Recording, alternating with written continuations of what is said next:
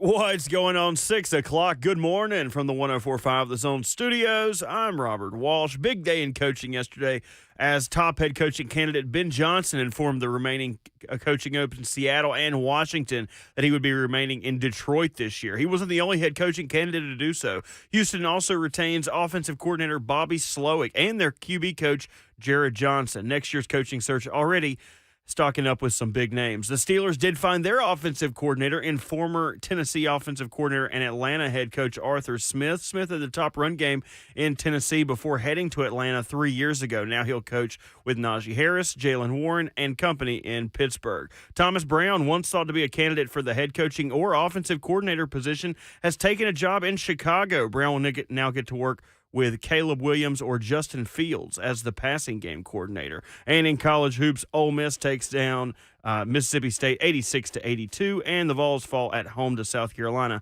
65-59. For all your foundation repair and waterproofing needs, visit USSTN.com. Breaking news at once on your home for the Titans and the Vols. This is 104.5 The Zone.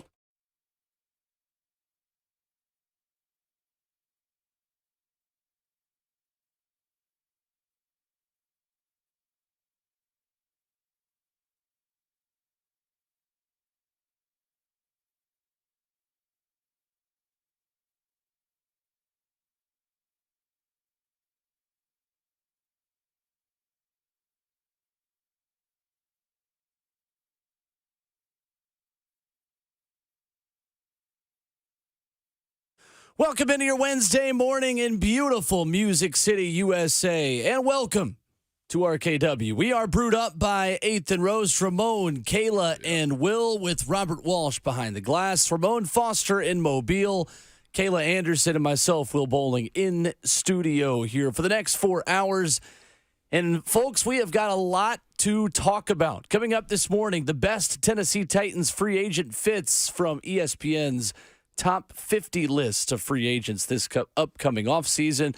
Brian Rice of Sports Radio WNML talking about Tennessee's NCAA trouble and loss last night in hoops to a very good South Carolina team. Casey Alexander at 9, Rhett Bryan at 9:20, and you on the phone lines at 615-737-1045. Good morning, everyone. How are we? We're good. Hey, good morning, good people back in Nashville. Yeah, it was actually, Ramon, it was sunny here yesterday. Get out of here. Yeah. I was thinking about it because remember I made that comment. I was like, enjoy the sunshine today, Ramon, in Mobile. And then we stepped out of the office and by golly, it was sunny. I mean, we had some overcast. It did get sunny in the evening. Like as the sun was about to set, the sun itself decided to show itself, okay? And from there, a little windy. But all in all, it was a great, weather day. Just wasn't overly sunny how I saw it, So It is what it is. Although I will say Rhett Bryan got a little color on his face because of the sun. We got some of the color. Put that sunblock on. Well, I don't think he knew it was going to be like that because, Rhett his side gig is a meteorologist, okay? That's That is right. true. Just going to throw that out there, and he was even caught off guard a little bit. Little peachy in the face today. Day one of Senior Bowl for you down there, Yeah. 2024. How was it? Man, it was good. I got some prospects written down. I got some guys that I like, some guys that, okay, might need a second day. But all in all, it is some dudes down here. It really is at every different position, too. Wide receiver, you got some DBs that are in this group. Of course, the O-line, I was heavy on watching them. I'm going to be a little bit unbiased today and look at other positions a little bit more because from what I saw from the O-line, it was some good stuff, some guys I think that would fit what the Titans got going on, but the receivers were solid. Wasn't really zoned in on the tight ends yesterday as much as I thought I should have been. But, of course, as good as the crop of O-line was, as good as the crop of wide receivers was, there were some DBs down here that did really good too. It was very, very, very solid, man. Some guys showed up yesterday. I'll drop a couple names for you. Some of my top guys that did the OTP for we did it yesterday for the OTP with Mike Keefe, myself, Rhett, and Coach Mack. Yep. I really like the center from Oregon, Jackson Powers Johnson. The Oklahoma tackle that we talked about, Tyler Guyton, may have been the best prospect I saw yesterday in my own vision, my own eyes. Without, like I said, it's so much going on, you miss other players, right? But LSU center guard Charles Turner, Bama's edge rusher Chris Braswell had a day.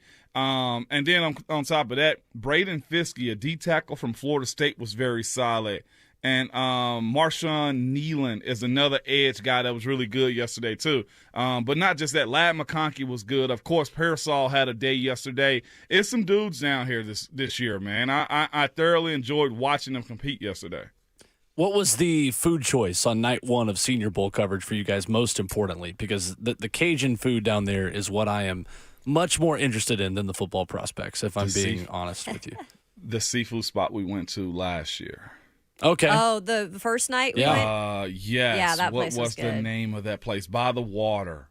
So good. Yeah, that man. was one of the best ones. That's probably the best one we did last year. The legendary place. So, yes. Oh, my gosh. It was phenomenal, man. Hold up. I'm going to give you the name here in a little bit. Felix's. There you go. Oh, we went with Buck, I think. Right? Yeah. Yes, we did. That was the one time Buck was open to being in our presence. That's right. We Forgot he were was down cool there. enough to sit with the cool kid, or maybe he was cool enough to sit with the cool kids. Man, Felix says, I will say, I went all yesterday because of coming here not knowing where the city was, didn't want to Uber eat. My only meal yesterday was actually Felix's. Strong. Really? Insanely. Dang. Yeah, I'm just trying to on do that go. now of just doing 2 Fasting? meals. And I mean, I've lost 15 pounds, so it's great. But yeah. doing that, I was also sick enough for a week where I didn't eat for a week. So 8 of That'll that do was it. just not eating for a week. But that was just fasting straight up. But Intermediate fasting. Is that Yeah. what it's called? Yeah. I don't know. Yeah, it was just so busy yesterday. Come here, then immediately went to practice. I had a bag of chips. I had some water. I had one of those, Kayla, you know those puck bars that you have, look like hockey Yes. pucks? I had Those one of puck those. bars. Yes, Puck yes. The bars. peanut butter. Yeah. Yeah. So I Get your had a puck little- bars here. Puck bars, 99 Puck cents. They're bars. good, Really? too. But that was I didn't sit down and have a meal because we were on the go, which is probably a good thing too. But I know it was me dropping weight. That's not how you're supposed to drop it though either. You're supposed to probably have nourishment, to kind of feed you in a little bit. Well, it will be nourishment. Talking about NFL free agency, which we'll do coming up in 15 minutes. ESPN has a list of top 50 free agents. I've got 2 fits myself. I'm not sure how many of these players y'all looked at and thought could be realistic options. One is probably going to break the bank, and the other one might get close to it as well for me. One on offense, one on defense. So we'll do that coming up at 6:20 this morning. We have got another NCAA quote-unquote investigation to talk about up in Knoxville. Not a notice of allegations yet, but people on campus having discussions, and Dottie Plowman is not happy about it. That we will get to coming up this morning as well throughout the show. Brian Rice of Sports Radio WNML, who had some very strong things to say yesterday on the artist formerly known as Twitter, will join us at 7:20 to discuss that. Lots of NFL headlines to get to this morning with Ben Johnson and Bobby Slowick, each staying where they are in the NFL as offensive coordinators, meeting C.J. Stroud and the Houston Texans will get the band back together on offense, which will be certainly interesting to follow next season. You're Not That Guy at 8:20. Rhett Bryan at 9:20. Casey Alexander, Belmont men's basketball coach, before the Bruins host the Sycamores of Indiana State tonight. Big-time matchup at the Curb Event Center. He will join us at 9 o'clock. And midweek motivation with Inky Johnson to close out the show. Felt like it was a very newsy Tuesday. There was something to follow all day yesterday. Yeah, you had all the Senior Bowl stuff if you were watching that, and then that took me away from other news that happened with all the hiring of these coaches, like one after another that happened yesterday, and then the news with Tennessee. So, yeah, it was nonstop. It was hot day. It's really echoing everything that y'all said. I am a little I ain't shocked, but seeing Bobby Slowick not take a job, seeing also Ben Johnson too. I will say I thought it was best for Bobby Slowick to hold off a year. He will be a hot commodity next year. I'm not sure what kind of contract he got as an assistant coach, but being real too, he's in Houston. He's got a young quarterback. They had success they didn't know they were going to get this year. It just didn't make as much sense to leave, but I can understand everybody wants to be a head coach. There's a benefit, I think, for some situations and just staying with a really good team, i.e. Detroit and Houston, and continuing to build your resume with a solid group around you that you know the quarterbacks you're working with, right? You know the defense, let's say, that you're working with. So I think it's sometimes beneficial, just like Brian Callahan did, maybe not wait that long. But, yeah, I think both of those guys could probably be head coaches next year in terms of Ben Johnson and Bobby Slowick. Does this open the door for Mike Vrabel somewhere? Oof. I'm not hearing much chatter in Seattle, so I don't think it's there. But I kind of maybe think, you think that D.C. maybe, you guys? That's what I was thinking. Put him in a coordinator role. Here's the thing. He don't have to. You know what I'm saying, this year? And I know that's the easiest answer to have. I just don't know if Seattle is for Vrabel, if he wants to go to the West Coast. His kids are on this side, families mostly. I think his son still plays baseball on this side of the country, too. So they're adults, essentially. But when you look at the decision-making, move that far over from what you're used to all your life, I just don't know if it's for him. Put him in a coordinator role or an analyst role probably this year, but I don't see him getting a head job this year so far. Yeah, I don't see Vrabel going to Washington. We'll see. But I don't know where they're going to go now, because Ben Johnson now turning down head coaching jobs 2 years in a row, to me, is weird.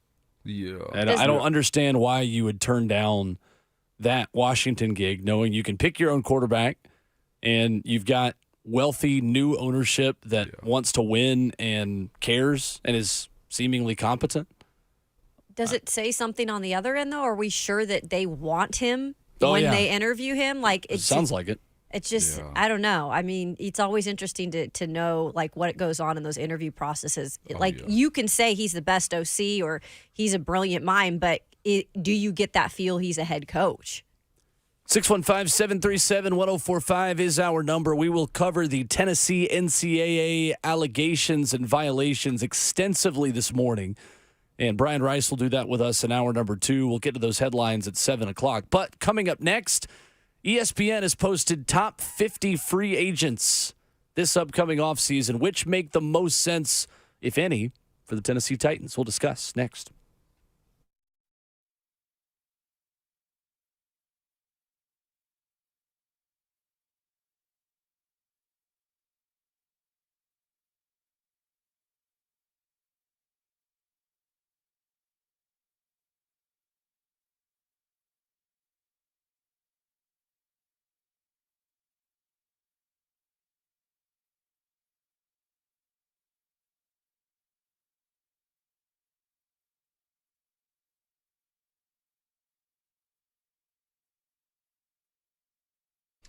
It's Ramon Foster for Secure Lawn, man. And Secure Lawn is a company I use and trust, man. But here's the thing about it. They want to focus on prime. I know what you're thinking. Not the coach's time, okay? But prime. And you're probably asking yourself, what does it mean to their team? It means having their team members properly trained and prepared to provide a prime service, supplying the customer that's you with expectations that would make them lifelong customers, okay? You want your green, the envy of the neighborhood? Well, guess what? Go to Secure Lawn, okay? Here's the best thing about them. They are local, and they've been servicing Middle Tennessee for over 20 years. They are punctual, and you don't have to sign any contracts. If you don't like them, end it. Call them. Say, hey, it's over with. My grass ain't the greenest in the neighborhood. I'm going to go find somebody else. I guarantee you this. They will come by and try to make it right with you as much as they possibly can. So as the weather starts to change, get Secure Lawn over to your house to spray some of their awesome sauce on your lawn to kill those pesky weeds. You can call them at 615-893-8455 or go to securelawn.com.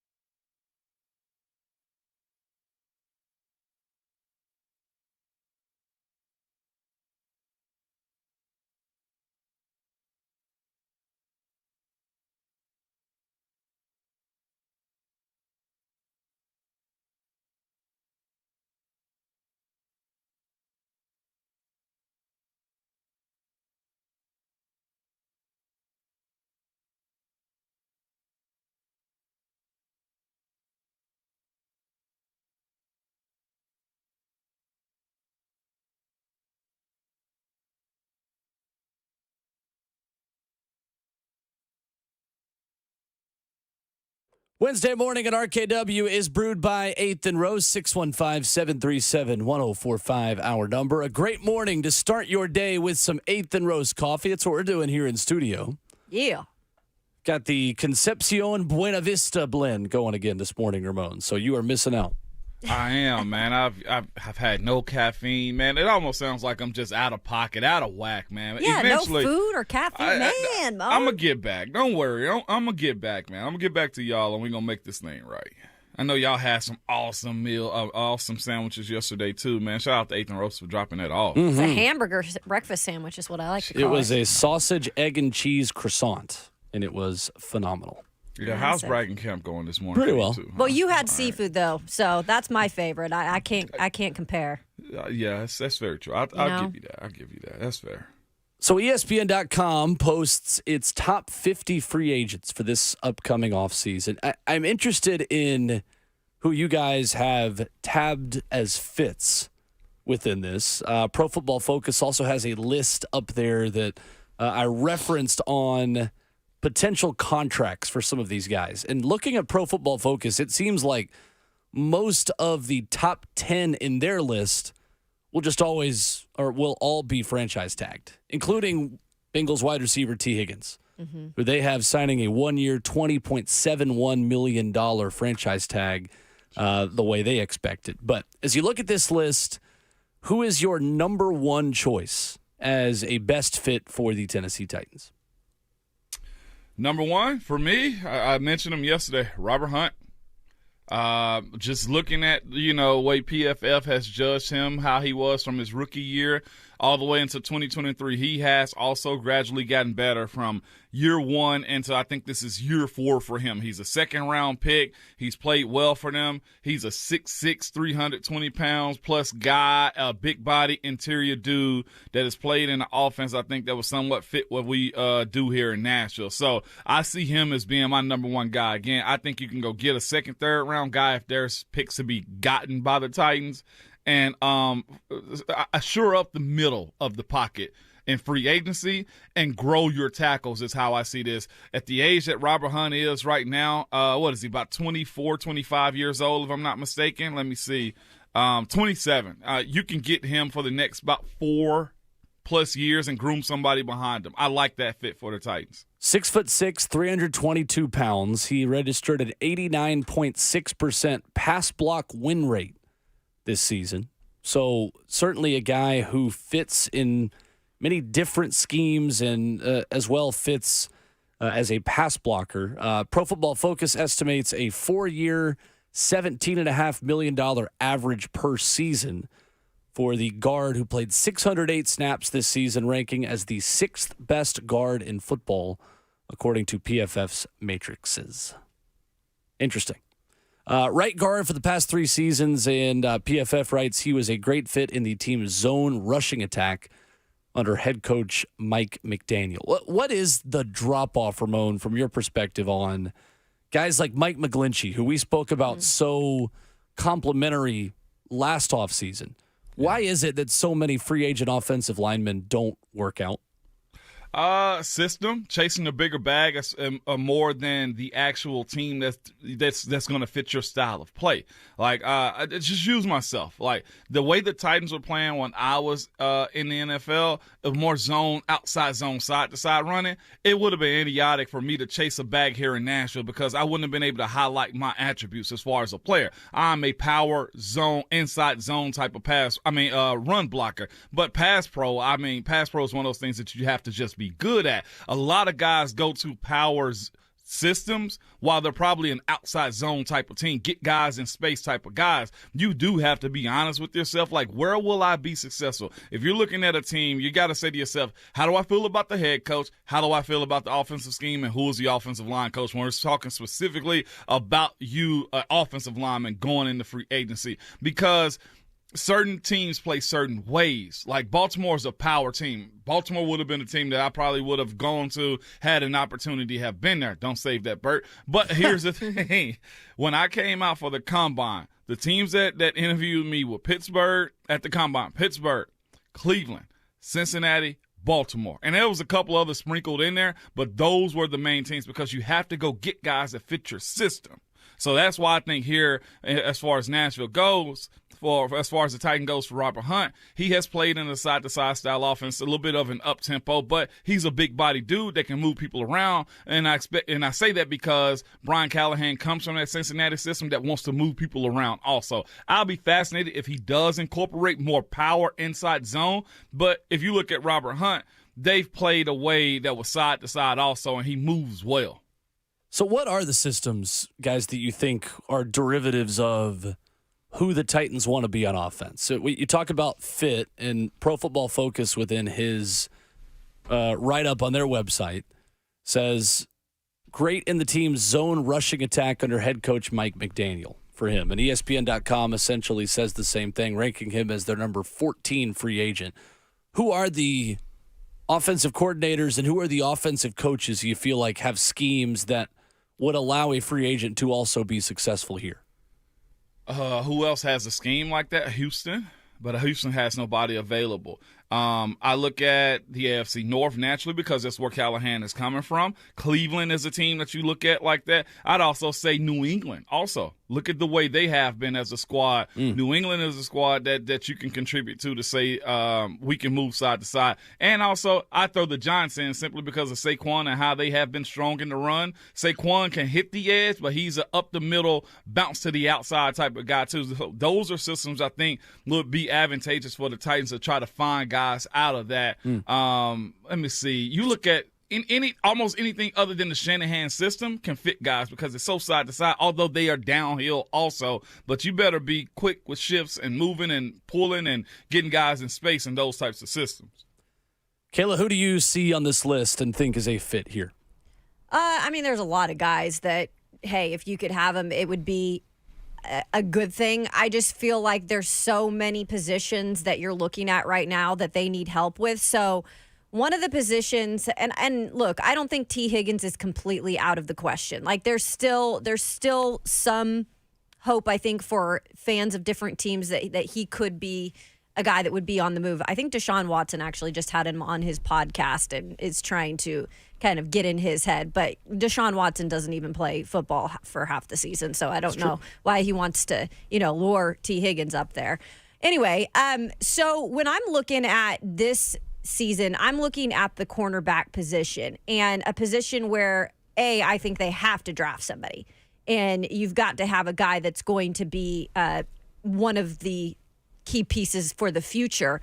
But if you're looking right now at that cornerbacks room, you have to have a veteran in there.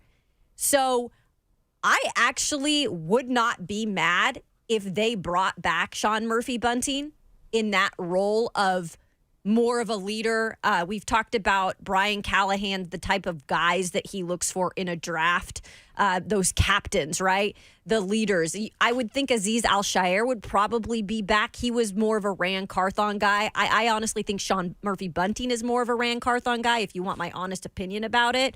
But and he's on this list, by the way. Number 38. Right. But then you look to, maybe you get a guy like Washington Commanders cornerback Kendall Fuller. He's a veteran guy also that has kind of proven his worth in this league. I'm just reading some of the stuff they said there. A veteran with savvy coverage technique, transition speed out of the pedal. He had 2 interceptions this past year, so that isn't like his biggest thing, but a guy that can obviously boost a little bit of the secondary in terms of that leadership position and just the way that he's been able to be a veteran in this league. So I think no matter what, guys, they have to sign a cornerback with some veteran leadership in this room because it's just, there's nothing really there. So I've got 2 players, and one of them is also a corner. I'm reaching for the stars a little bit in why I will make that one of my picks here in a minute, but my number 1 priority, guys, is number 26 on this list in tackles, or in a Patriots tackle/guard, Mike Onwenu. This is a guy that I think would be a phenomenal fit. And Ramon, you talk about the Patriots connection and how an offensive lineman in New England could come over here and be an asset. This is a guy that played 194 snaps at right guard to start the season in 2023, and then played 656 snaps at right tackle. He's 6'3", 350 pounds, won 88.7% of his pass blocks this past season, only allowed 3 sacks and 23 total pressures and 505 pass block snaps. Spot Track estimates a 4-year, $47 million deal for him. That would average $13.5 million per season. The comp for him is Ben Powers in Denver, the interior lineman for the Broncos, who signed a deal that in year one, guys, had a cap hit of $5 million. So the other thing that the Titans can do within their current cap situation is they can front load some of these contracts and make themselves more attractive to guys that want to come somewhere and get paid now because they do have so much money in 2023. You front load a contract, you give yourself an out to be out of a lot of money for a guy that's going to be 26 years old entering the 2024 season. And in 2025, 2026 and beyond, when you open a new stadium, maybe you've got an out for a guy like this and not a lot of dead cap money at that point. The incentive for New England to keep him is pretty high. New England does not have a single tackle under contract for 2024. Not a single one. Not a single one. So he moved to right tackle in week 7 of 2023. To me, I look at a guy like that who has versatility with nearly 200 snaps at guard and over 650 snaps at tackle. And if I don't know who I have and where on this Titans offensive line, that versatility is attractive to me as Rand Carthon, as Brian Callahan, as whoever the offensive line coach this team brings in.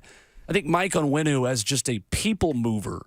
I've seen others speak about him on Twitter. He was mentioned by some people who are a lot smarter than me who talk about this team and talk about potential fits. But just looking at this list, around number 26, not a guy who's going to break the bank, not a guy who's chasing a Super Bowl contender right away, perhaps at age 26. Feels like a guy the Titans could pay a little bit more for and find value at a couple of different positions, either at guard or tackle. Yeah, that makes sense. Position flexibility matters a lot, man. When you look at Michael Winno, fascinating too that the fact they don't have any tackles on their roster this year, man. They do not have a single one.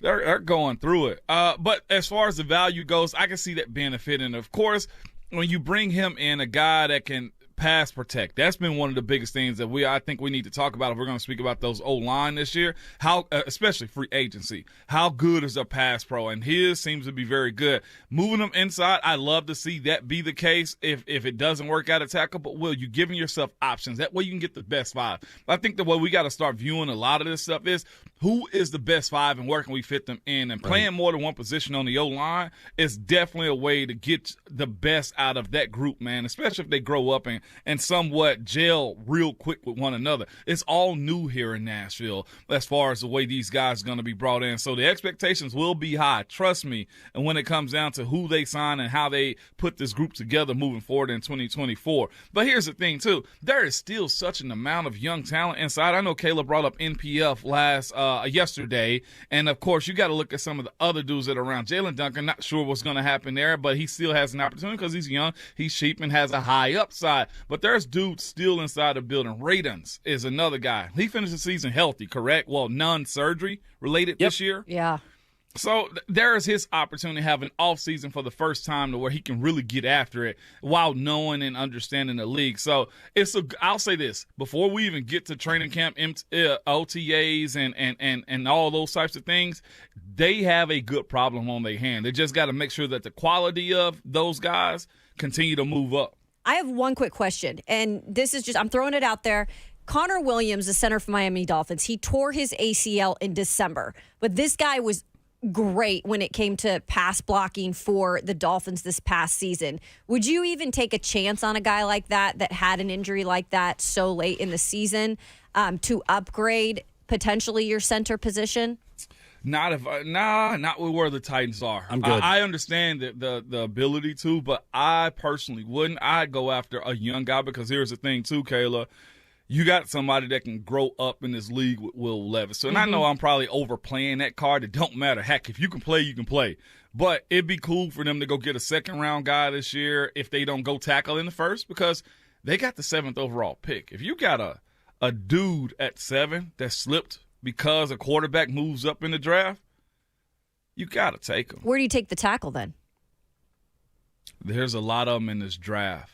So you There's a think lot of 'em. you take one maybe in the third round that could potentially be that They guy? have no third round. See, that's the thing. They're going to have to be Or very they don't. careful. That's right. They don't have they're a gonna- third round right now. It's so Jeez. much that I wish I had answers to, and I don't, because the inner GM in me wants to trade some of those back end picks to move up. I think either way, you're either getting a center to play next to Peter Skoronski in free agency that can help him, teach him a little bit, or you're getting a guy who you feel like is going to play next to Peter Skoronski for the next 10 years Yeah.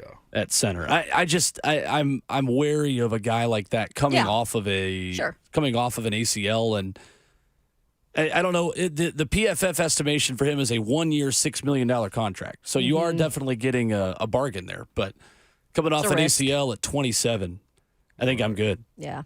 The other guy that I've got on this list that I think is a fit, and to me, guys, it is the number one position I think the Titans spend money on, is L'Jarius Sneed from the Kansas City Chiefs. I want to throw as much money at L'Jarius Sneed, the lockdown corner at Kansas City, and make him say no. Because he is aggressive. He is a lockdown number one cover corner. And as aggressive as he is just I watched that game against Baltimore and think, I want to sign up for that. And the way that quarterbacks are being developed in this division, the way that number one wide receivers like Nico Collins and Michael Pittman, who I would assume is back in Indy next season as well, are popping up within this division. I think a lockdown cover corner number one guy. The Titans for too long have tried to make number two guys number one corners. Go out and spend on a number one lockdown cover corner, because it has been a while since the Titans have had one. And Jalen Johnson is probably going to get tagged by the Chicago Bears. You've got him there, and he's a younger guy that hasn't proven quite as much, but L'Jarius Sneed has been tremendous this season in Kansas City and is one of the big reasons why that defense is as good as it is. And there's no way he's coming back L'Jarius in Sneed, terms of like it would be difficult for him to go back, yeah. Okay. So Pro Football Focus with him estimates that a contract, as I hit I'd Control love to F hear and that, search his yeah. name. Well, actually, they don't have him in their. Sorry, I'm on numbers 25 through 50. This is my fault. It's the magic of live radio here, ladies and gentlemen. L'Jarius Sneed's estimation, there it is. I thought I had it written down. I guess I didn't. 3 years, $17.5 million average. So 3 years, $52.5 million. The question is L'Jarius Sneed a guy who wants to go to a place like Tennessee at age 27, knowing that he's got options and can go to a place that is closer to winning a Super Bowl? I don't have the answer to that. I do know one way that can sway that, though, and they're called U.S. American currency. I US was going to say dollars. this, too. In his career so far, Will, to that point, he's already got one ring, right? If they go in another, like, that's what you're chasing. If you're not chasing the bag, is the ring. So if he's already got the rings, man, go get the bag. That's where I'm at. Yeah, that's fair. That's fair. Spent all 4 years in Kansas City, played 17 games on that world championship team last year. So, yeah, he's got it already. 615-737-1045 is our number. Streaming live on 1045 The Zone TV. We'll switch gears coming up next. Talk about a home loss for Tennessee basketball last night. Not words that I expected to say this winter and spring. We'll dive into that loss to the Carolina Gamecocks next.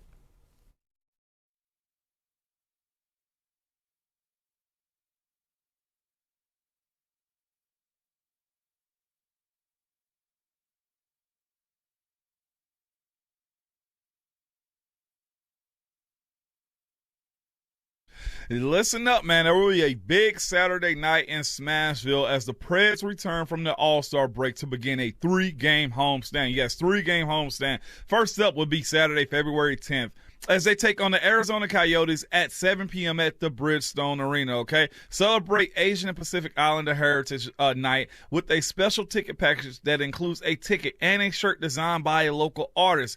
Get tickets for the game at NashvillePredators.com/tickets.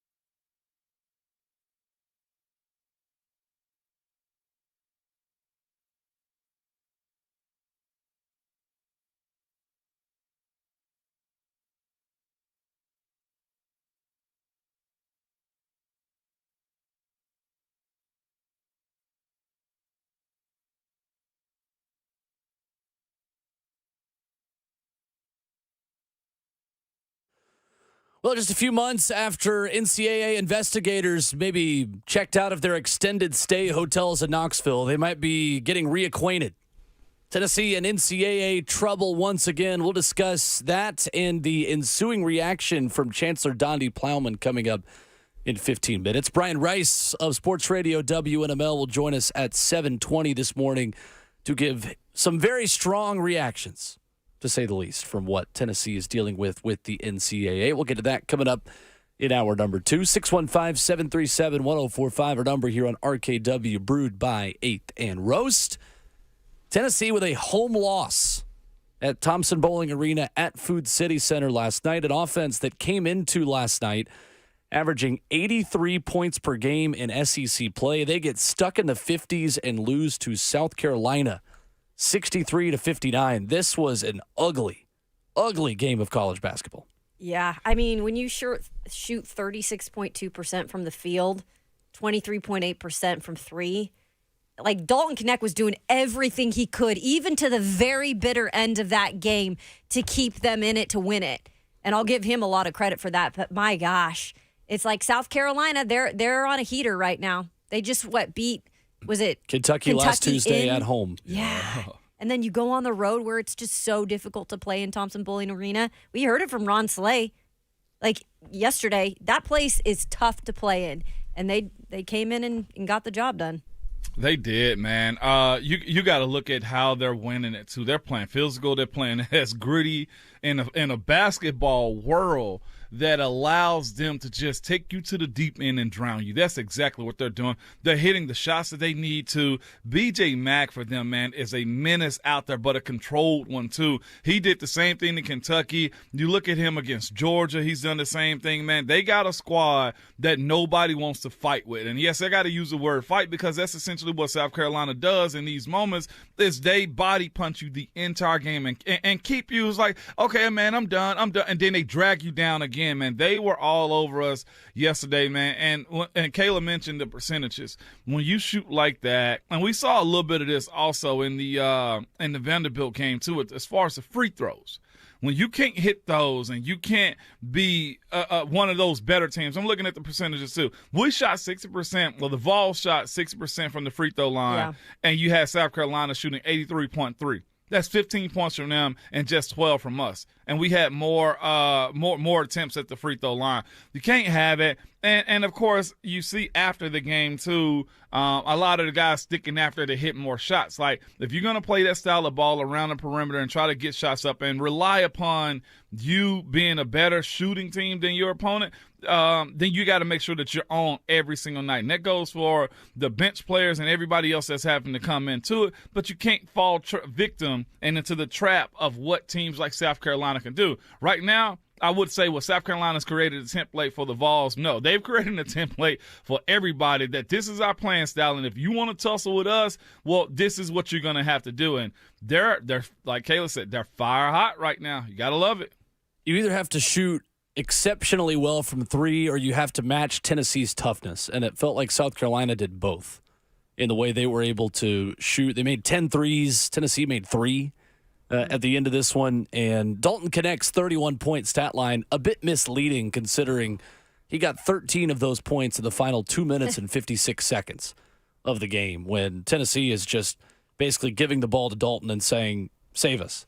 Do something. And it does feel like they're going to have someone else step up in those moments. As a Kai Ziegler, a Jonas Adu, who Rick Barnes was asked about after the game and essentially said, I cannot explain his struggles tonight. I have no clue why he was as bad as he was. Ultimately, if this is a game that ends up creating change for Tennessee and helping them make better shots at the rim, play better offense, go without these long droughts. I know Josiah Jordan-James, Jemai Mashak, and Dalton Knecht, after they met with the media, went back out on the floor at Thompson Bowling Arena and were taking shots, and Dalton Knecht was shooting free throws, and I love the accountability in that. And it remains to be seen whether or not this loss is a sign of things to come and how things will end, or if it could be a turning point for this Tennessee team. What does matter is that it does hurt their resume to be a 1 seed versus a 2 seed when it's all said and done. And I know North Carolina lost last night too, but they lost on the road in the ACC. However, this really hurts their chances of winning the SEC because now you're going to have to essentially win one you're not supposed to. And honestly, there are only probably about 2 more games left that Tennessee will not be favored in at this point. Maybe just one, and that one is definitely Saturday in Rupp Arena against Kentucky. Maybe at Carolina, maybe at Alabama.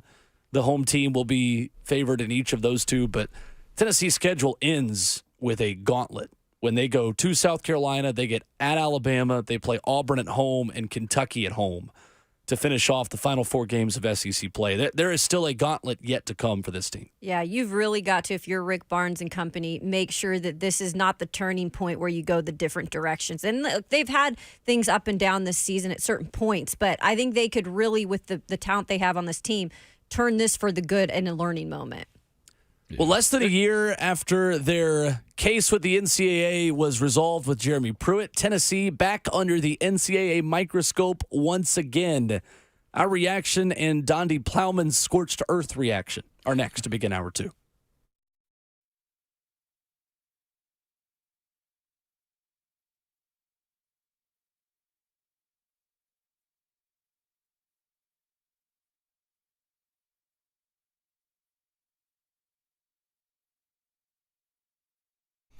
It's Ramon Foster, Hiller Plumbing, Heating, Cooling, and Electrical, man. Hey, Hiller's been in business since 1990. And the coolest thing about them is they are family-owned and operated. And they have a certain standard that they do business with. It's 100% satisfaction guarantee every single time. They live by the slogan, happy you'll be or the service is free. If a customer isn't pleased with the work that's performed at the house, guess what? They'll make it right, okay? How many times that they have to? And if you need to visit, if you need to make an appointment or get in touch with Hiller, simply go to happyhiller.com. They do almost everything for your house, whether it be plumbing, heating, cooling, and electrical. They've been to my house numerous times just to certain things that I had either added to my house or needed to be fixed at my house. They do it, and they never have to come back again. If they had to refix something, free of charge, okay? They make it at 100% satisfaction almost every single time, okay? Whether you need something done around your house that involves plumbing, heating, cooling, or electrical, reach out to the people that I trust at happyhiller.com.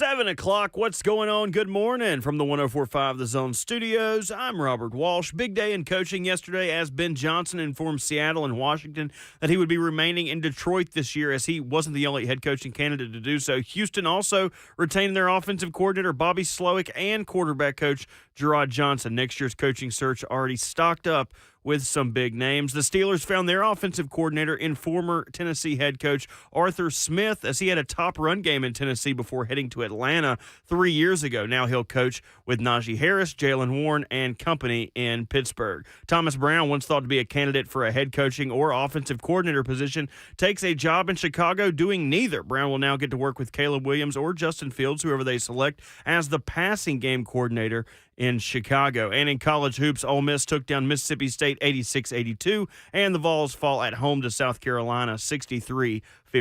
For all your foundation repair and waterproofing needs, visit USSTN.com. Breaking news at once on your home for the Titans and the Vols. This is 104.5 The Zone.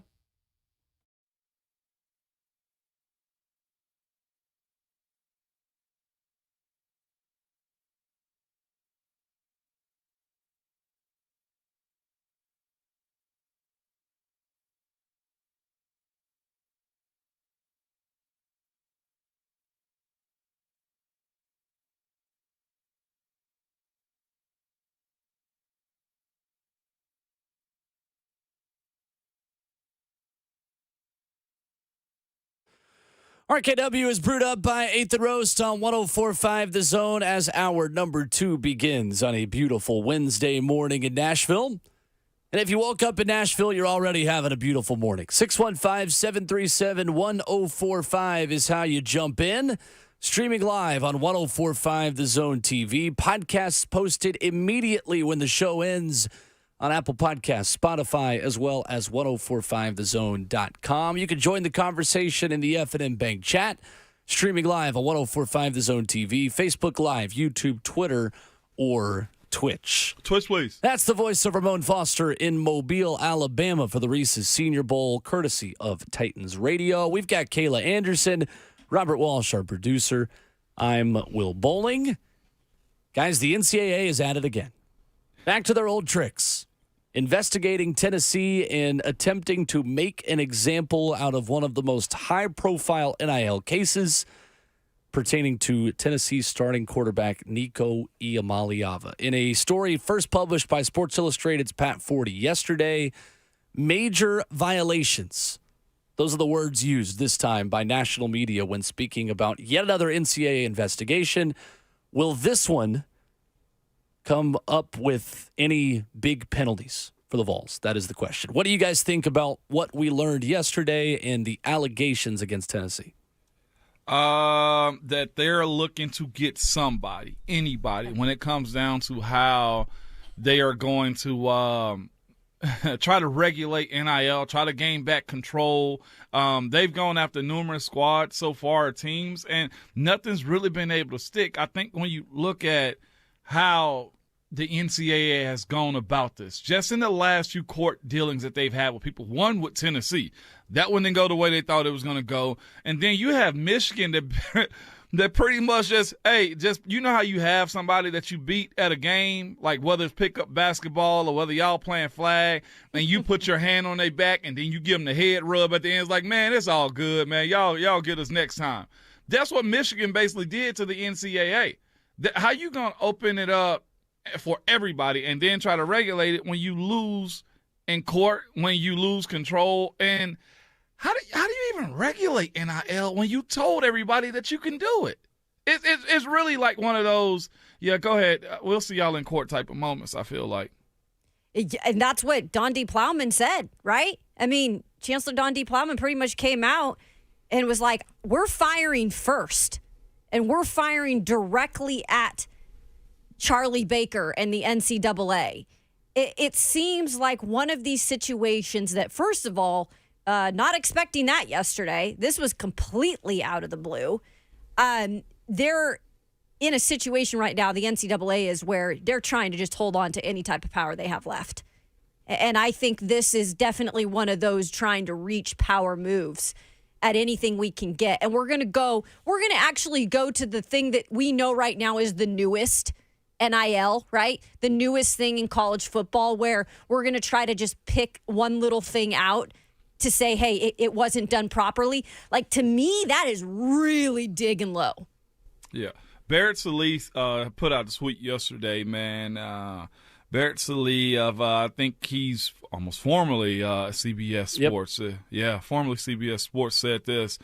The lack of structure within the NIL space began when states started passing different laws. That would be noteworthy as the Florida and Tennessee cases progress. The NCAA is just trying to retain some power. That is all. Yep. And it seems like that's almost uniform across the board from most people talking about this. By the way, I don't know if you noticed, because I was looking all over the platforms yesterday in terms of this news. Never before have I seen so many actual news outlets reporting, like, MSNBC, CNN, Fox Sports, Fox, all these news outlets reporting on something like this at that level.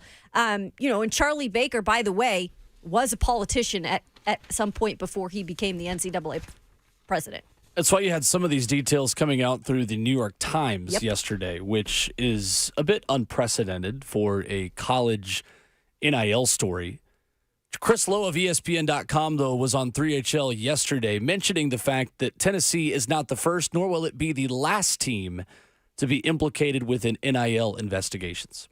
I do think that the NCAA wants to make an example of somebody that they feel like used NIL to go out and just sort of overtly cheat to pay some kid out of high school or to pay some kid tampering in the portal. I think that's another part of this. I don't know if it's with Tennessee, but that's clearly something, as I've talked to coaches around the country, is that's the thing that they won't stop more than anything is agents for players, whether they're in high school or another school, tampering and reaching out to other schools on that kid's behalf and saying, hey, he can get this deal at Tennessee, this deal at Florida, this deal at Ohio State. What are you willing to pay? I think that's the other part of this that the NCAA is trying to put a stop to. Can they do it? Do they have enough teeth to do it? I guess ultimately we're going to find that out, and it will be a serious fight. And I don't think, again, that as much as Tennessee spent, I don't know how much cash, probably Ron Slay type cash they spent the last time on their outside counsel. I think it was Mike Glazer's group to come in and help during the first investigation. I'm sure his group will be involved again this time. Mike was the one that he's former NCAA. He and Mike Slav actually had a firm together to help schools back in the day dealing with NCAA issues. But think of the money that Tennessee has spent and will spend trying to defend themselves now with two different NCAA cases. Again, unrelated. I think that needs to be pointed out here. This is not related to the Jeremy Pruitt case. It's a separate case, NIL, Spire, that type of that's what it revolves around. But the fact that Tennessee just had to deal with the NCAA, just had issues, does factor into the overall umbrella because the NCAA has that window, I don't know what it is, a year, 2 years, that if you come back before them, then you are subjected potentially to what they call extra penalties or stiffer penalties because you are, quote unquote, a repeat offender. So that was Chris Lowe yesterday of ESPN.com on 3HL. Guys, the NCAA does this and they pick fights. When is the last time the NCAA won a fight? When is the last time they didn't with Tez Walker at UNC? They came back and said, this was an issue with paperwork. You should have done your paperwork on time, and we would have ruled him eligible the first time. And what, they suspended Harbaugh? That's about it? Well, that's different. I don't want to make this about Michigan at all because that's cheating. That's something else. And from that, Michigan settled. And that's the key difference between Michigan and Tennessee, and that's where there's not an equivalence there, is that Tennessee is not backing down from what the NCAA is bringing about here because they do not feel that they are guilty. The NCAA just turned around over the last year and said, you guys are the example of ways that teams and universities should cooperate with us. And Tennessee made it clear within that, albeit so they could fire Jeremy Pruitt for free and not for a big paycheck. And the cynic in you who is thinking that is correct. However, Tennessee's going to turn around and say, wait a minute, we told on ourselves. If you really think we were doing something wrong, you really think we'd be fighting back like this? Is that like, this is the way you deal with these people? And I do mean these people in the most disrespectful way that I possibly can, because the NCAA is the essence of these people. People who do not come from positions of athletics, people who are not athletic directors, people who are not coaches, people who do not understand sports governing sports, who don't love sports governing sports, and simply doing things within the context of grabbing power at the 11th hour, knowing that themselves as an organization will not exist, likely within the next 5 years. A great way to no longer exist is having Tennessee sue you for so much money based off of your vague guidelines, because the state governments, the government is better at bureaucracy and with getting things done than you. Think about that. The government, the same place where you wait for 2 hours at the DMV, is more efficient than you, the NCAA, because you couldn't get your own house in order and state governments took the reins for you. You have vague guidelines, and now in a couple of years, somebody is going to sue you for so much money, NCAA, that you are going to cease to exist. And it might just be Tennessee. It might just be this case. Go off, Will. Yesterday, Stephen Godfrey of the Washington Post writes, if the same legacy media member working in service of the NCAA consistently tells us, quote, this case is going to be epic, and it never, ever turns out that way. For example, North Carolina, Hugh Freeze, Will Wade, Bill Self, Jeremy Pruitt, etc. At one point, will the rest of the media stop enabling the PR effort? And that's not a comment on Chris Lowe, of course, who does an excellent job, and I think had a good thing to say about this yesterday on 3HL. That's not the media member or media members that I'm referring to in this when it comes to legacy media. But think about it. Like, every time one of these cases starts, people that are getting word from the NCAA when things are leaked out to them are saying, oh, it's going to be different. These are major penalties. This is level 1. This is level 2 stuff. What's going to happen? And an organization that is spineless and powerless does the exact same thing every single time. When you say the big L word, lawyer, they cower when it comes to these things. And that's essentially what Donde Plowman said to them yesterday, saying it is intellectually dishonest for the NCAA staff to issue guidelines that say a third-party collective may meet with prospective student-athletes, discuss NIL, even enter into a contract, but at the same time say that the collective may not engage in conversations that would be of a recruiting nature. She goes on to say any discussion about NIL might factor into a prospective student-athlete's decision to attend an institution. This creates an inherently unworkable situation, and everyone knows it. Well, everyone who earned their jobs, not people at the NCAA, Donde. 615-737-1045.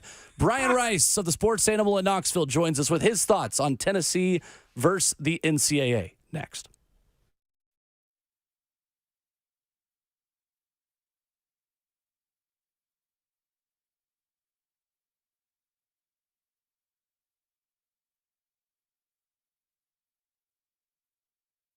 Hey, it's Will Bowling here from my friends at Lee Company. Does your garage door struggle to open or close? Are the wheels falling off the track? Remote not working? The professional Lee Company team, they have you covered for all your garage door service needs. If you listen to the show, if you listen to us here in the zone, you hear me talk all the time about the different services Lee Company provides to you. Their motto, all you need. They really do mean it. That includes your garage door services as well. And right now, they've got a great offer for you. You can go to leecompany.com/promotions to check out all of these great offers. But right now, you can enjoy $50 off a garage door repair or tune-up. Just remember this phone number, 615-567-1000, or visit leecompany.com to make an appointment today. They're open 24/7, 365, ready to help you at a moment's notice. That's leecompany.com for $50 off your next garage door repair or tune-up. 615-567-1000. That's Lee Company, all you need.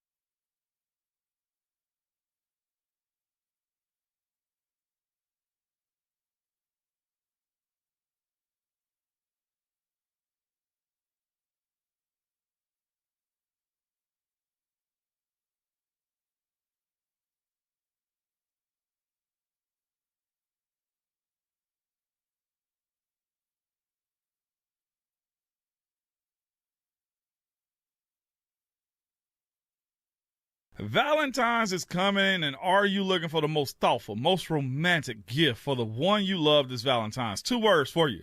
Genesis Diamonds. Maybe it's a simple pendant or an exquisite one-of-a-kind designer ring. Genesis can help you pick the most memorable and special piece of jewelry for the occasion, okay? And to make it even better, now to Valentine's, whether you're spending $199 or for you big ballers out there, $199,000, Genesis will give you some chocolates, fresh flowers, and a dinner out at no charge. This is a great deal, guys, okay? It's a one-stop shop for the ultimate Valentine's experience. So when you buy any piece of beautiful jewelry, they will give you some beautiful flowers from Jenny's Florist, some yummy chocolates, and a gift card for dinner at STK Steakhouse. So stop wasting time.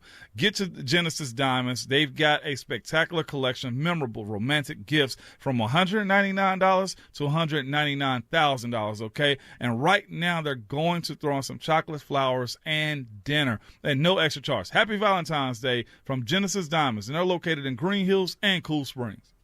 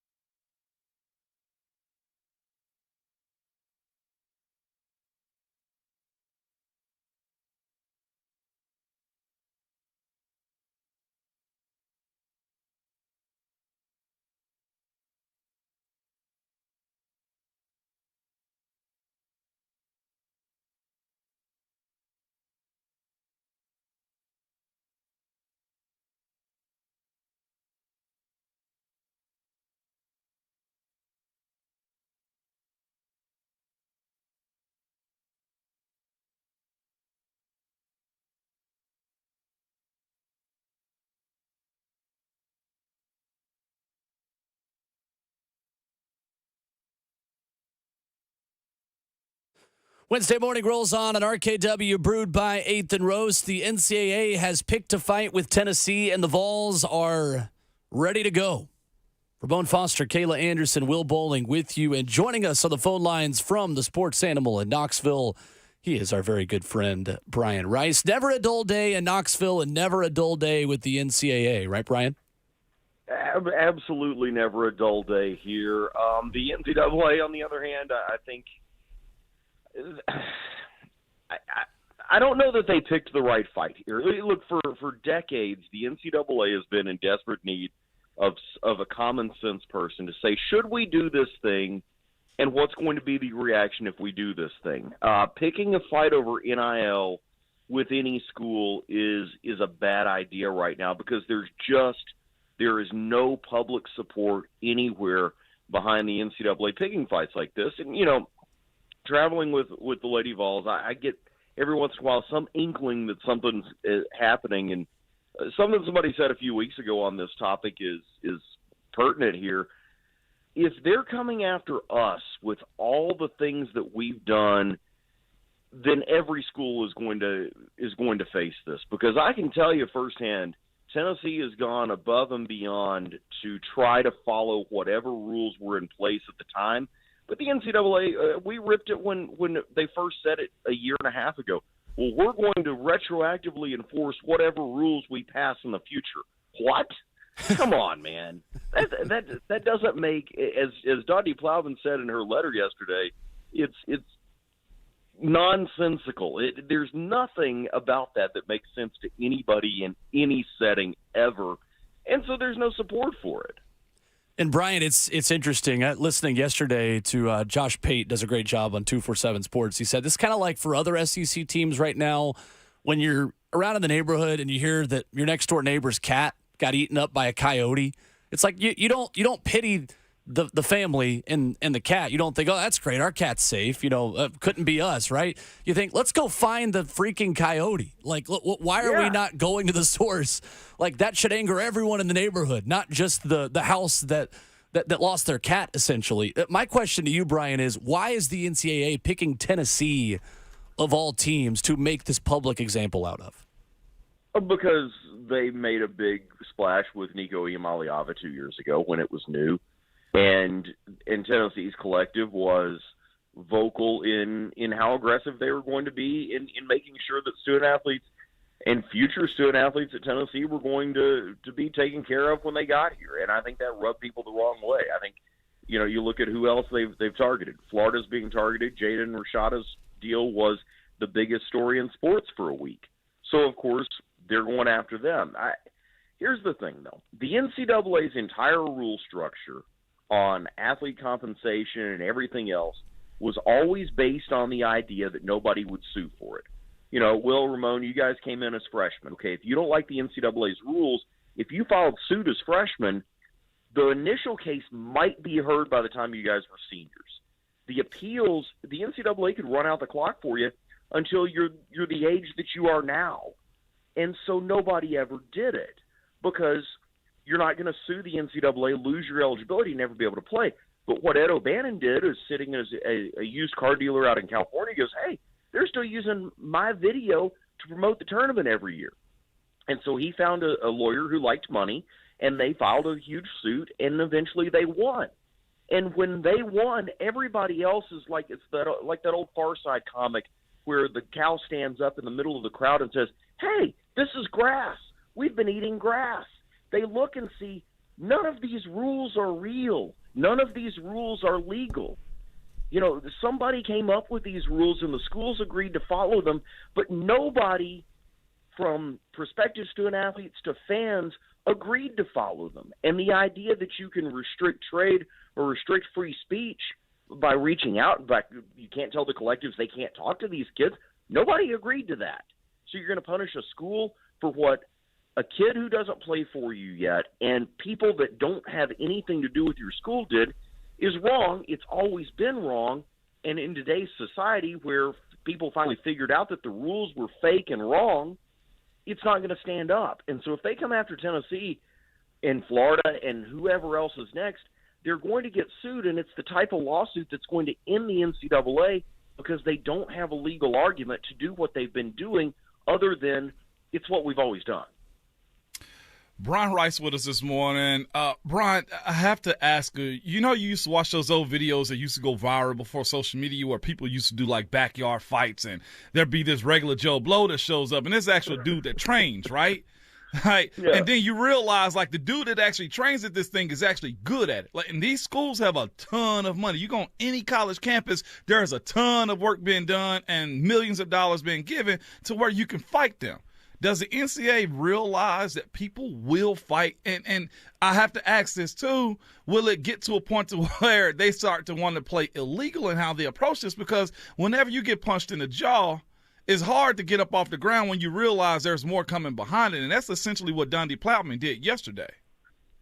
Well, and that's the thing, Ramon. Nobody ever fought back. For years and years, nobody ever fought back because they were afraid of the NCAA. Well, all it took was for them to get sued once in courts to go, hey, this isn't legal. And then everybody else went, well, we're not going to capitulate to what they're doing. They may not exist by the time our case is done. Look, nobody in college sports wants the NCAA to go away. I know that's a hot take to people out, to fans who've been clamoring for it.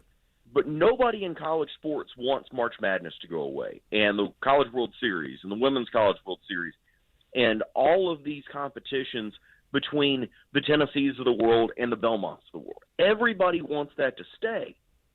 But there are people related to the NCAA who wanted to cling to that so much that they completely ignored the other realities of college sport, which is, yeah, this is a big business. Athletes are going to deserve some cut of that at some point. And the NCAA fought NIL tooth and nail, so they never came up with a plan for it. Well, so then these legal cases come down, states form laws allowing NIL, and the NCAA is behind, and they're trying to play catch-up. You can't play catch-up in something like this. But it's their own fault that they're playing catch-up because all they did for years was resist, rather than looking forward and saying, hey, this is coming. We have two options. We can come up with a system that may or may not be legally dubious, but people probably won't challenge because it's fair, or we can fight it tooth and nail to the end, and then our whole system and our whole model may collapse. And unfortunately for college sports, future athletes, current athletes, fans, everybody involved in it, they take the latter. They refuse to be proactive because somehow they thought that magically this was all going to go away, and it's not, because we're talking about billions of dollars here, and it being made on the backs of people who just got a scholarship for it. Well, a scholarship's a really good deal if you value the education, and many people do, and it changed many people's lives. But you restricted anybody's ability to maximize their value in the short period of time that they had a value. It was never going to be legal, and now schools are willing to fight for their student athletes. They're willing to fight for their future student athletes. And as Dundee Plowman put out yesterday, they're willing to fight for their school's existence and their school's rights to compete for championships because they have great fan support and they have great booster support. Brian, the other part of this is it's almost like do as I say and not as I do when it comes down to the NCAA, right? Because as a former college athlete, there's millions that we see walk by us on the Vol Walk in the stadiums, the people that show up, whether they be businessmen or however you want to look at it, right? And the NCAA sits in their offices and they fly private. They get big bonuses. They live high off the hog. I'm sure they got 2-story, 5,000 square foot houses. They got everything that we as players, people don't get. But, of course, they sit up top and delegate. Do they realize also that this is a portion of the players, former players and future and current players that are somewhat sick of them too with how they've approached and delegated and kept their thumbs on our ability to gain financial finances through the NCAA off of our labor? Do they not realize how bad and silly that is too? Well, I think the real tragedy of that part is, Ramon, at the level of a school like Tennessee, those people are gone. That thinking changed. Danny White has been preparing for a financial reality at UT where players are receiving a piece of the pie. Where you have the resistance is the NCAA is made up of member schools of all shapes and sizes. So you have athletic directors, presidents, and chancellors of much smaller schools who are saying, we can't afford to pay our players anything. So since we can't afford to pay our players anything, Tennessee shouldn't pay their players anything either. Florida shouldn't pay their players anything. Vanderbilt shouldn't pay their players anything. That's what stood in the way of all this and all this progress for years. And that's why you hear more and more about, well, should the Power 5, now probably Power 4, break away from the NCAA? And from a governance standpoint, you've seen them gain some autonomy. You've seen them be able to give academic awards and more money and direct support to student athletes. It's still not enough, in my opinion. And I think in the opinions of most people at the major schools. So the NCAA is reaching this point of no return where you're either going to hold on to the ability to make your own decisions for what's best for a school of your size, or you're going to stay in this system where you allow the smallest schools to dictate the rules for the biggest schools. Well, that's not going to happen. So the NCAA has an inflection point. You either change the rules for the biggest schools or you go away. You either adapt or you go extinct. And the NCAA is its own biggest enemy here because they represent such a wide variety of schools and such a wide variety of finances that they don't all have the same outcome. They don't all have the same stake in the game. And so there should never have been one governance structure for everybody. But there is, and they better figure out quickly how to fix that, or the Power 5, Power 4 schools, whatever, the biggest 60 schools in the country are going to break off and do their own thing in every sport. And the real losers are going to be those smaller schools that have fought so hard to keep this system and to keep athletes from receiving what they deserve.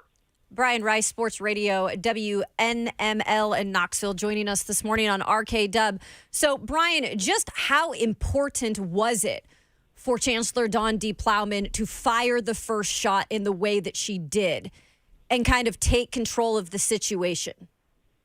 Oh, I think it's everything, because if the biggest story in sports related to this right now is her fiery letter in response, where she calls out all the things that fans and media on the side of player compensation have been saying for years.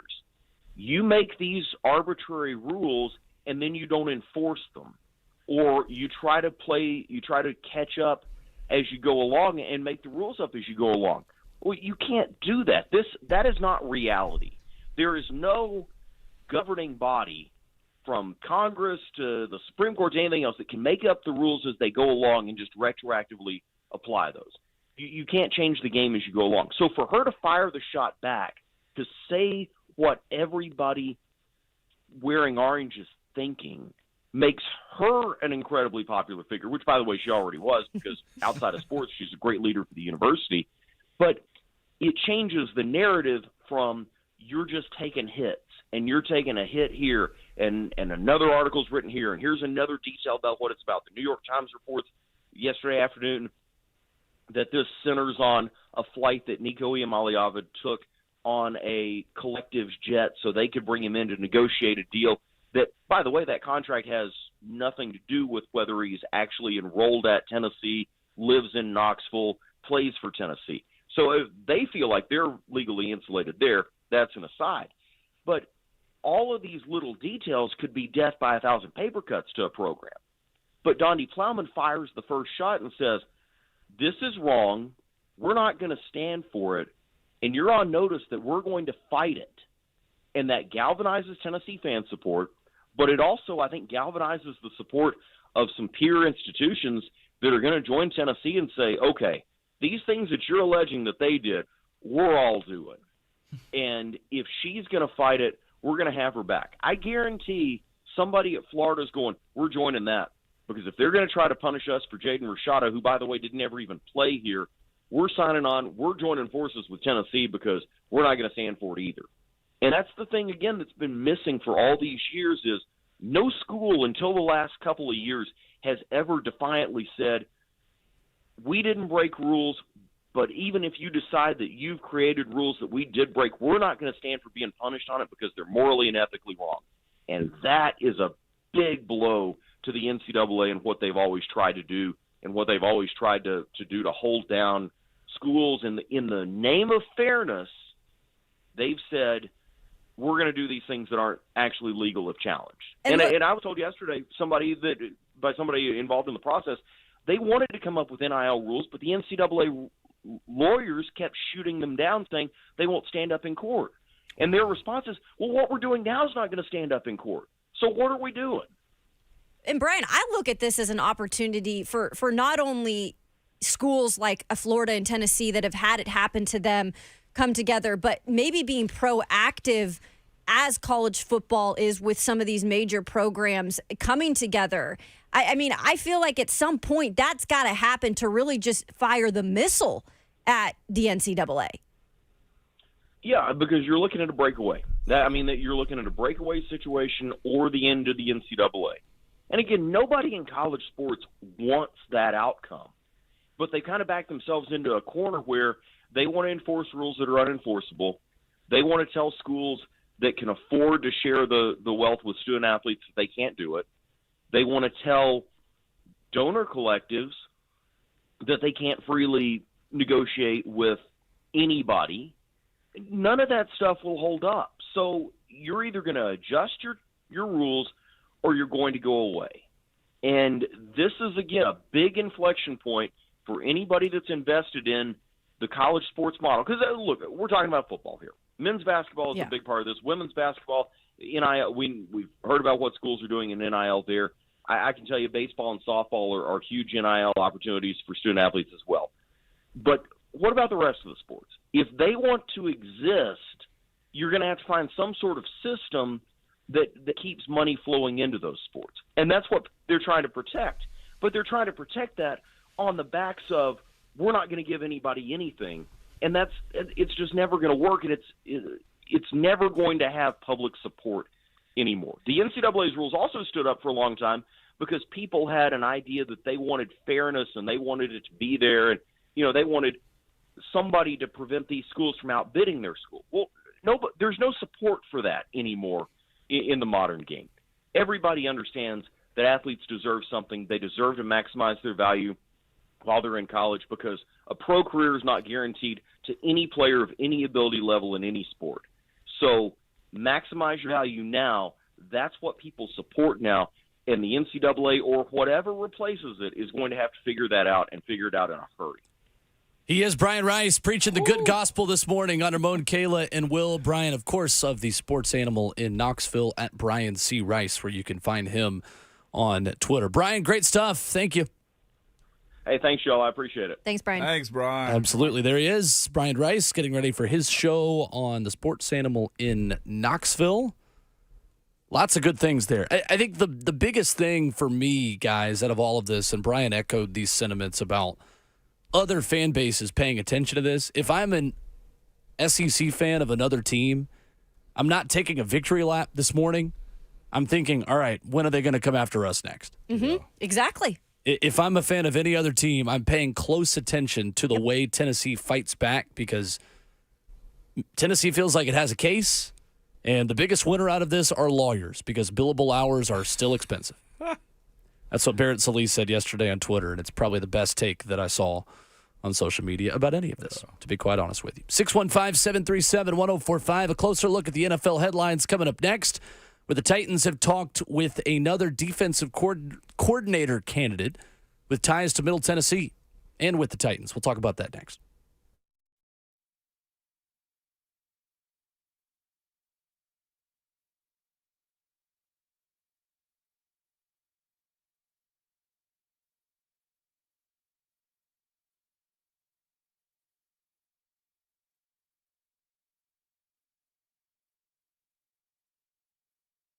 Hey, I'm joined now by certified arborist and our good friend Dean Glasscock of Save a Tree. And Dean, we have had that winter weather go through some storms, and there could be some storms here in February as well. What can you guys talk to us about in terms of winter pruning and how to keep those trees and shrubs in tip-top shape during these weather conditions? Yep. Good morning. Happy Wednesday, everybody. That's right. 615-299-9999. It's a really easy phone number. And also saveatree.com, SAVATREE.com. Just give us a call. We'll come out. We'll take a look around. We'll do a free assessment, visual, and look around and tell you what's safe and what isn't on your mature trees. We can also look at your ornamental trees and shrubs around your home that is a heavy investment. You know, landscaping's not cheap. So we can help you protect that with some programs and give you some pointers on some things to do. So we'd love to hear from you. The whole word is serve. We want to serve you. So, again, 615-299-9999. We've been around we're almost into 30 years now. We're super proud of that. And listen, it's wintertime, and winter is the best time to prune because it's cold out, and the cuts harden off if you're making live cuts and wounds in your trees and shrubs. So give us a call, 615-299-9999. Y'all have a great day. It's going to be beautiful. It is. The sun is out. And guess what? Maybe that should give you a reason to call Save a Tree, 615-299-9999. They are the experts. Check them out on their website, saveatree.com. That's SAVEATREE.com.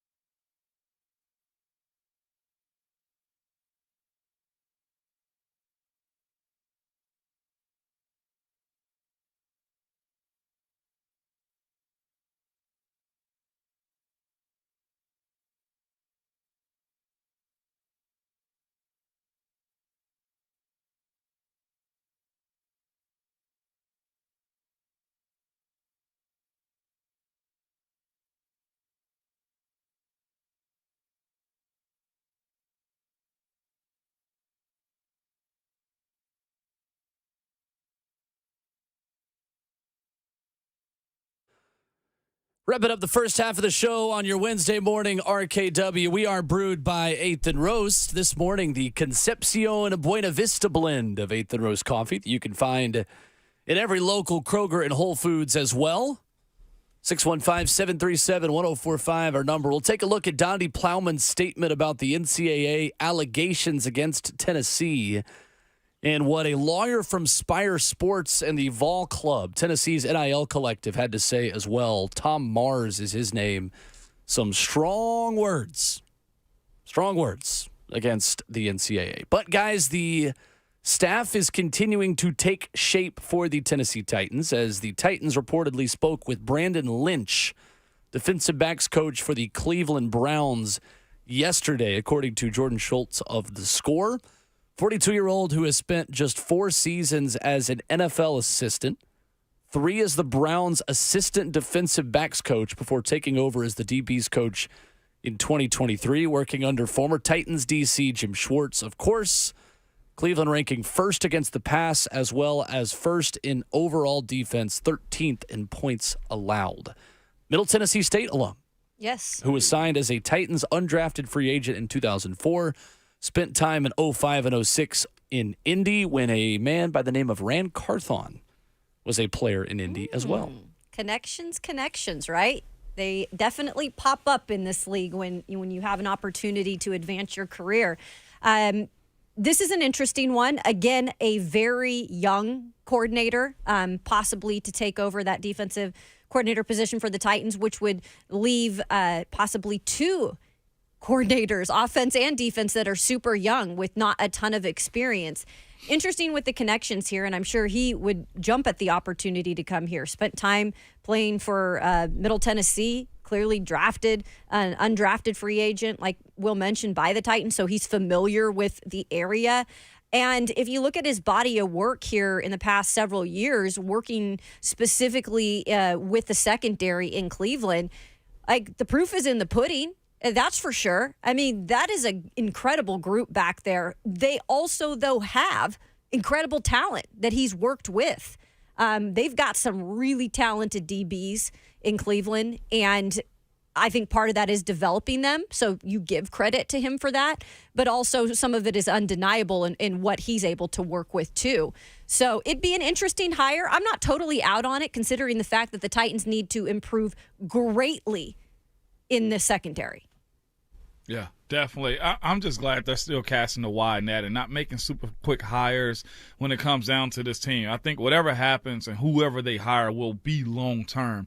And, of course, what Kayla just said, too, looking at what the Browns have done and, their personnel more than anything, it's going to be a walk to get this Titans defense to that point. Not just that, the entire team for the most part, man. I know we talked about free agents in the first hour and everything, but this is a slow walk to get where you want to be for the long term.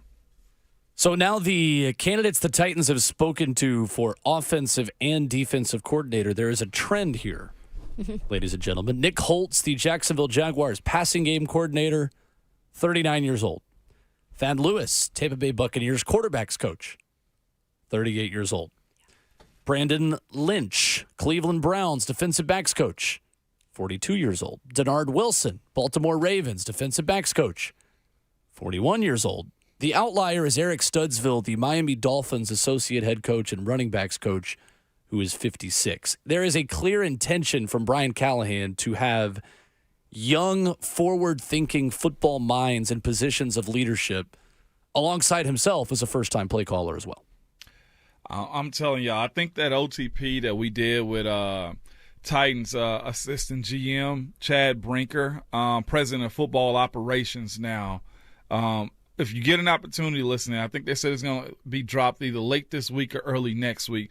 You will get a full understanding as to why these hires and these people are being targeted, because he dropped some gems in it of the expectation and just level of intellect that they have for the people that they're bringing inside this building, man. I was beyond fascinated with the conversation that we had, because like I say this joking because it was one of those press conference questions, But, like, to see him paint a picture through words, the vision that they have for these coaches, the players, the operation of the Titans football team is beyond amazing, man. Chad dropped some nuggets, man. And this is right on par, Will and Kayla, with what they're doing right now. We're looking at this young, youthful talent that's going to take this team to a next phase.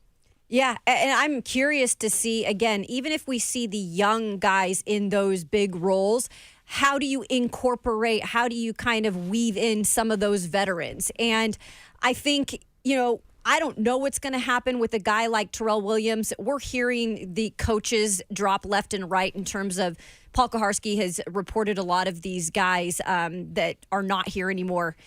And I think he just added Titans inside linebacker assistant Zach, is it Kerr, is no longer with the team either. So a lot of guys on the defensive side that have been pretty much relieved of their duties with the Titans. But Terrell Williams, still one of those guys. He's down at the Senior Bowl right now coaching the team. He's one of those guys that you're wondering, could they maybe get him to stick around, right? Yeah.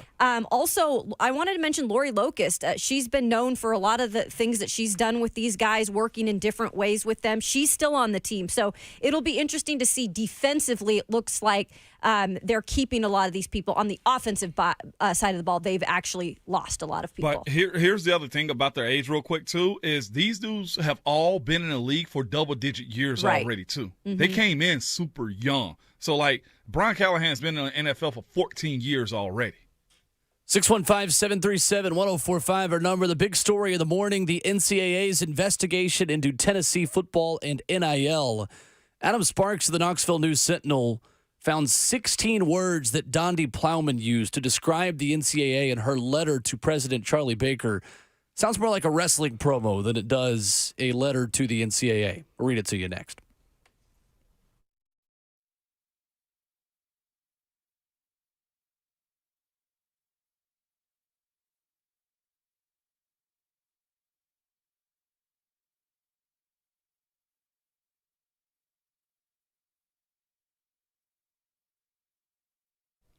Guys, it's a new year. Low T Center can make it a great one, though, okay? If you've been feeling tired, grumpy, have noticed a lack of motivation and drive, have weight gain and lost some muscle mass, these could all be signs of low testosterone levels. At Low T Center, they make it easy to get your levels checked. Just a simple blood test, and with their on-site lab, you'll get your results back in about 25 minutes.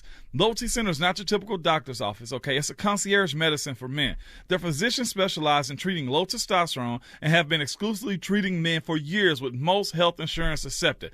And they have affordable and convenient treatment options, including physician monitored self-inject treatments that ship directly to your home each month. So there's no need to drive to the center for weekly visits. Right now at Low T Center, it's only $25 to get your T levels tested. Make your health and quality of life a priority and make it a great year. Go to lowtcenter.com to book your appointments online today. That's lowtcenter.com. Low T Center, reinventing men's healthcare.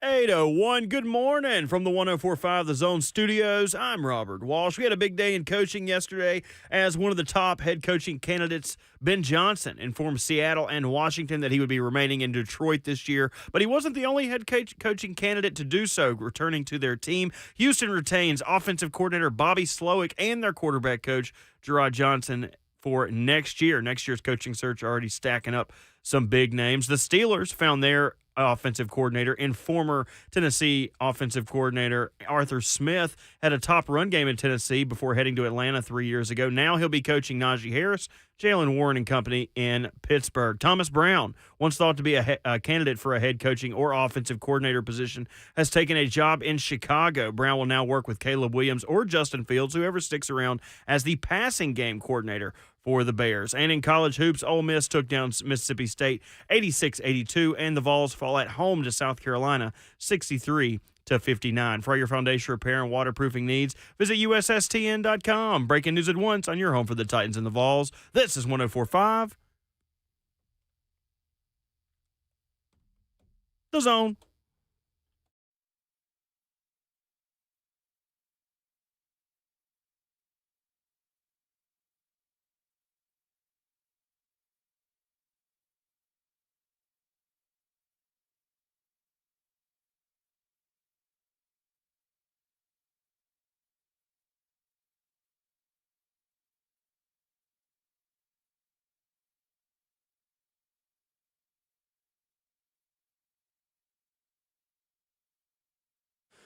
Hour number 3 on a Wednesday morning edition of RKW. We are brewed by 8th and Roast, rolling right along.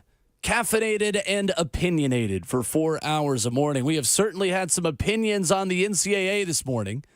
So did Brian Rice of the Sports Animal with us in our last hour. If you missed that conversation, it was explosive, and you're going to want to check out the podcast wherever you download podcasts. Apple, Spotify, 1045thezone.com. Every hour, every show. One thing you can do if you are watching on 1045 The Zone TV, hit the subscribe button on YouTube. We appreciate you for joining us there. Follow us there, though, and don't ever miss a show. Look, you're here now. You've come to the right place. Reward yourself with the right decision of waking up with Ramon, Kayla, and Will, and then continue to make that right decision by subscribing to the 1045 The Zone YouTube channel. A great thing to do and a great way to start your morning. With Ramon Foster and Kayla Anderson, Robert Walsh, our producer, I'm Will Bowling. Coming up in 15 minutes, we take our time to complain with You're Not That Guy. And I think we can just give one blanket You're Not That Guy to Charlie Baker and the NCAA. Yeah. Right? Yeah, definitely, man. That makes the most sense to me, although I still got one I've been holding on to because it was so good. I planned on this, and I wrote it down. Wonderful. Took a couple notes on it. A lot of things, man, a lot of things. I just picked mine about 2 minutes ago. So I was not angry enough this weekend, apparently. That's okay sometimes, you know. But now this is the chance for everybody after yesterday, I feel like, to really get it out. That's true.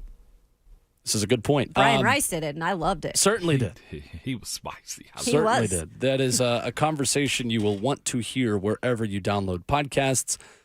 It is available now, Robert Walsh tells me, in my ear. Our enterprising producer, Robert Walsh, the best producer in the world, some might say. Yeah, man. I wish he could talk into my ear, man, but I don't want him to say anything crazy over the air, man. I miss the studio, man. Just our the sweet studio nothings really he whispers in your ear during the show, and you laugh at jokes that the rest of us can't be included on those jokes. We all get some type of joke from Robert, man. We didn't get his 8 o'clock Twitch, please, man. I'm a little shocked by that. I don't know what's going on. That's on me. You know what? Robert's got – no, today's the last day, Bert. Today's the last day, okay? In the coaching world, okay? Come on with it, Bert. In the coaching world, man, coaches tell us you got 48 hours, okay? By the time Wednesday rolls around, it's on to the next, okay, Bert? Now, I know I've been tiptoeing around it, but we 72 hours in, man. Where are we at on the scale of 1 to heartbroken? Oh. I don't know how I'm functioning. I have been broken up with countless times. I had a conversation with Buck last night and said, sorry. This hurts more than any breakup I've ever been through. He said, breakups aren't hard. Breakups are easy. I said, look at you, Buck. You're the one that does the breaking up. I'm the one that gets broken up with. And I feel like I've been broken up with, and they started dating my best friend or something. But you know what? For you, after you're not that guy, I will move on. Okay. Okay. All right. So you're waiting to that moment. Good Is to it know. somebody with that situation in that game? It is the patron that sat next to me at the Ravens game. Oh, There we no. go. Oh, Lord. I'm looking forward to it. Yeah, I was just, I felt like we're cool enough that we can give guidelines, you know what I'm saying, for how we need to be and act at times. And Bert, like, you my dog, you know what I'm saying? Like, beyond football, okay, you my dog, and I just needed you to know, like, we 72 hours in, my dude, and at some point we just gonna move forward. You lasted longer than most of us. That's Hey. true. That's true. I hate to inform everyone that I did. Not Will hitting us with the paws this goodness. morning. It must be 8 o'clock. I hate to inform everyone that I did fall off the wagon after the Ravens loss, and I did smoke 18 cigarettes in probably about a 6-hour period. And a touching tribute to Peyton Manning. Robert Walsh. Smokes 18 cigarettes. Chiefs 17, Ravens 10. I did take a long burp bath, and I've about started to wash it off of the stank off of myself. Epsom salt. I'm gonna be real, man. As we move forward with this, man, is like I knew your process. I knew the burp bath was happening. Like I knew. I said, don't text him, and we came in the studio on Monday almost collectively and said, did you reach out to Bert? Nope. I know better. Nah, Like, you when somebody loses, unless you want to add to their pain, you let them reach out to you first. And if you never hear from them, that's just their way of saying I don't want to talk about And that's why I hate to do this because I don't like to speak ill Please of the do people it. who aren't here anymore. But Josiah Jordan James, gosh. the former producer of this show, Jingleheimer Schmidt. the former best producer in the world. Whenever you got to hit somebody, he's hit me with this twice this year.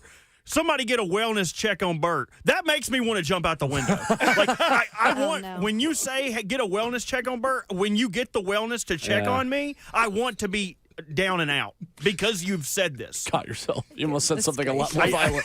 I did. Oh, I goodness. did. Anyway, I'll reserve myself until Okay. 8:20. okay. All right. Looking Josiah forward to it, Jordan though. James Smith Schaefer is his new name. His Still- name is my name. too. Jonas Still not Schaefer. scoring points. Jonah Schaefer. Jonas. Yeah. Yeah, that's Jonah. it. That's right. Because Robert got caught in the belly of the whale in Baltimore over the weekend. There's some Old Testament humor for you. 615-737-1045 is our number.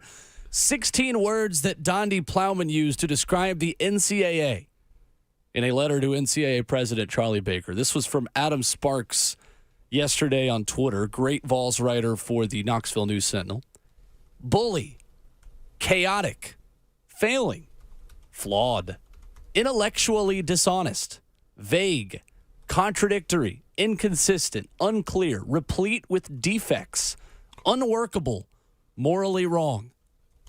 That's Donnie Plowman of the NCAA yesterday in what I think sounds more like a wrestling promo. Jeez. In a good way. Yeah, it was. And I didn't know because I was in group threads and group chats and stuff like that people were asking me questions like I'm in the building too and just like, what does this all mean? And I'll be honest, whether we're on the wrong end of this or not, and I think we're on the right end of it, Dundee Plowman united a fan base. And I think a good bit of college football to just say, not this time, y'all. Y'all have done this enough to people. And like I was looking at reading an article that Andy Staples wrote, and he said if that's what Tennessee's doing, and the same thing that Brian Rice said, there's others that's doing the exact same thing. You know what I'm saying? Like if you're cheating in sports, the other team knows you're cheating, so guess what they're doing? They're cheating too. Like, the thing about Michigan and the sign stealing, everybody got ins and tails and old notes that they've interviewed players that they're about to play against. Why do you think a lot of these teams interview these college prospects coming out for the draft? and they know they're not going to draft them, they need to know what gets them to tick, because when you're interviewing for a job, you're going to tell all the things because you as a player think they believe in you too, and all they're doing is just collecting intel on you. Yeah.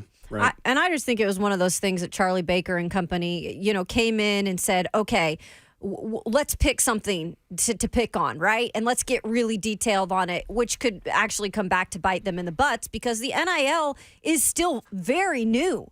And there's, like Brian Rice said, there's still not all these things particularly laid out, in black and white. And this is probably the one thing you go to that you probably don't want to go to when it's all said and done, because there are so many things, there are holes in terms of what you can find as Tennessee to fire back. Yeah, and it's interesting, too, listening to our friend Austin Price, who, of course, we spoke with yesterday before this news broke. And we will get the latest from Brent Hubbs on Friday at 7:20, as we always do with our friends from VolQuest and On3. But listening to Austin, he did an interview with a station I used to intern at in Knoxville, at WVLT, and Rick Russo is a good friend. My brother used to work there, and he made the comment on air with them. I saw it on Twitter yesterday. He said, there are coaches I talk to who they are the ones personally negotiating contracts with recruits when they speak with recruits about NIL deals. Like, Tennessee's not even doing that.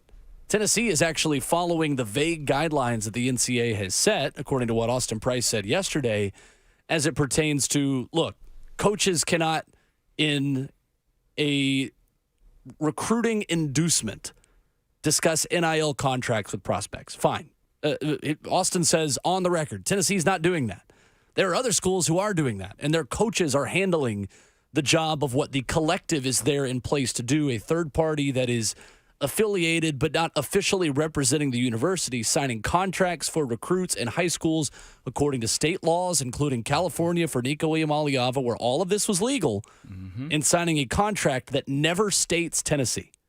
A contract that says if you play in college, you are agreeing to have your name, image, and likeness marketed by us on your behalf for X, Y, or Z companies. And then once you sign with a university, that contract goes into effect, and then Tennessee is the beneficiary of a contract that has already been signed. Tennessee is not officially handling the business of NIL. This is not like Ohio State announcing that Alabama transfer Caleb Downs had committed to Ohio State as Caleb Downs announces his commitment. Because in that context, what did they have, a 30-second negotiation process? Here, sign all these documents after you put your commitment out. Then we're going to tweet this. No, of course not. They knew Caleb Downs was going there. Like they are making an example out of Tennessee, who probably isn't even the best case they could make an example out of, all because of two words: Nico Iamaleava. That's it. High-profile case that's been discussed, written about, reported, $8 million, the whole thing. And that's why we're here. Coming up, you're not that guy. You got plenty to choose from if you want to complain about something in the sports world, something in your life, or something that goes on in the clown show that is the NCAA. 615-737-1045. Load up the phone lines. Complain about somebody. Do it with us next.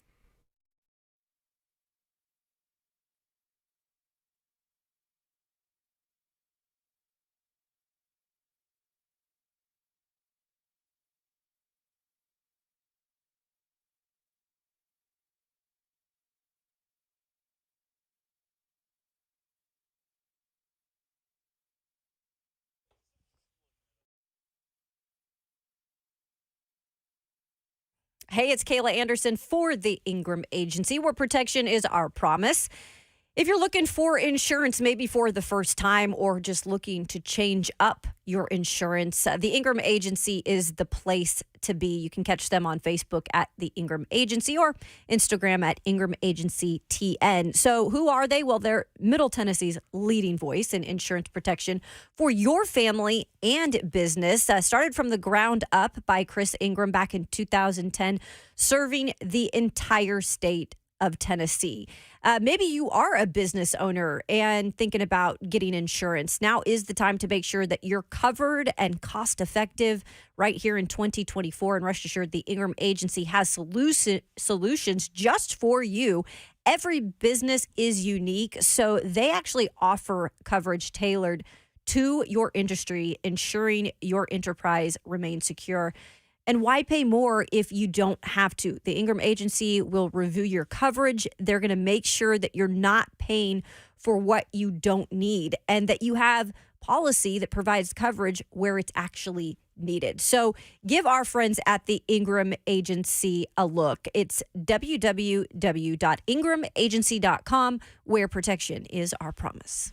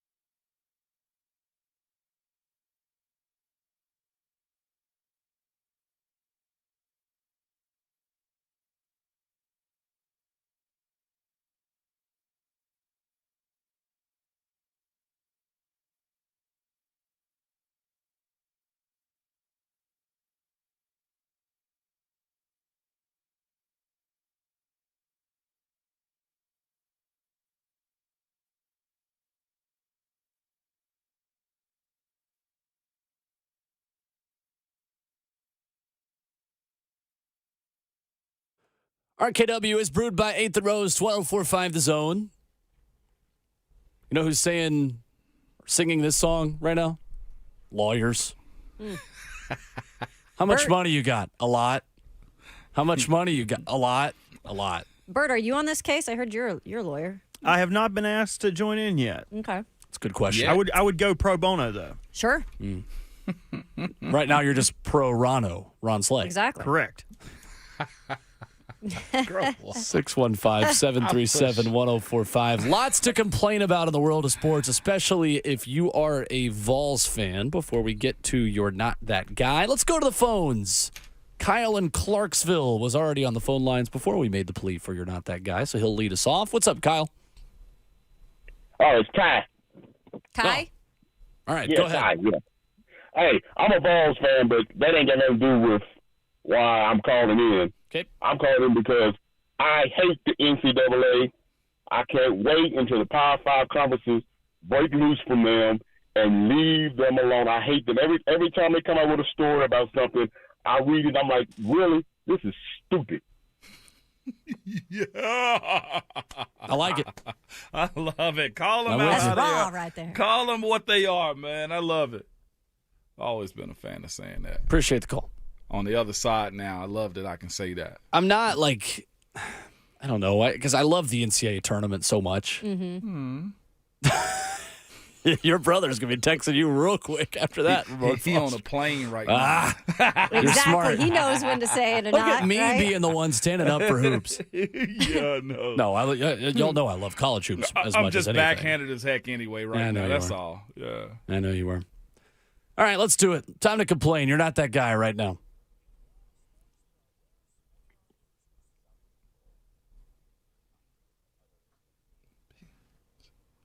I never said that.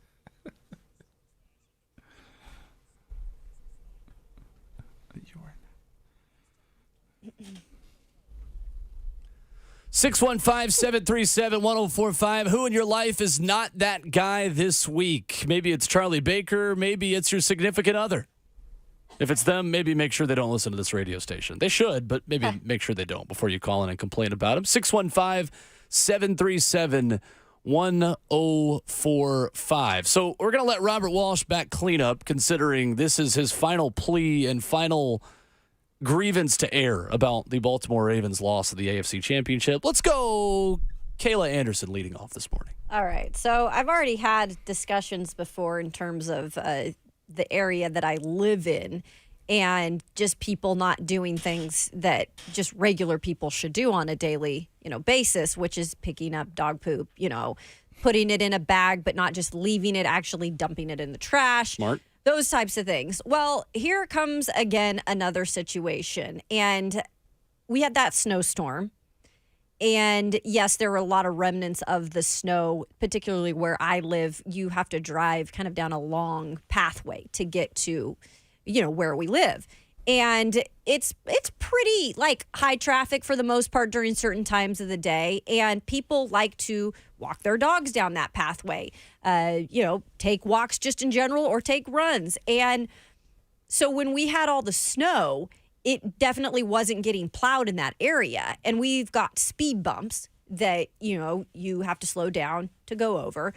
And just because the snow was piled up, people thought then it was okay for them to avoid the speed bumps and go down that pathway where it's usually 15 miles per hour at like 40 miles per hour. So one day, when we were towards the end of the snowstorm, but the snow was all there and it was icy and slushy, I'm pulling, up to go home. And this person literally is going like 40 miles per hour down this pathway with snow everywhere, slush everywhere, and almost took it right through like me. And I literally had to, good thing I have some experience in driving in the snow. You don't just slam your brakes on, but you kind of like pump them. And so I was able to pump my brakes and move out of the way. But this person clearly had no ability to understand the fact, even if there's just snow covering the speed bumps and ice covering the speed bumps, you don't then go over the speed bumps at 40 miles per hour. So for that person, learn a trick or two in terms of driving in the conditions to slow down no matter what. So you're not that guy. You're not that guy. There you go. Real quick, before we continue, some breaking news as it pertains to Tennessee versus the NCAA. The Tennessee Attorney General, Jonathan Scrimetti, has just tweeted a picture, and all it says is State of Tennessee and Commonwealth of Virginia versus National Collegiate Athletic Association. I'm the captain now. That was fast. There you go. Tennessee and Virginia as states joining forces to sue the NCAA. Wow. And, okay. So there's Bound in the together. first or maybe second step after Pat Forty published this about the ending of the NCAA. So federal lawsuit against the NCAA that casts the NCAA's name, image, and likeness rules as antitrust violations. Wow. Okay.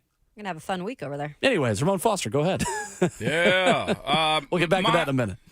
Mine, I'm going to take it back to a couple weeks, maybe about a month or so ago, man. Solo Stove and Snoop Dogg ran a campaign where Snoop Dogg had convinced all the world that he was giving up smoking or whatever you think he was talking about, okay? But he was giving it up. Had other people, men, women, everybody saying, I'm giving it up too. People were showing videos, I'm done with smoke, okay?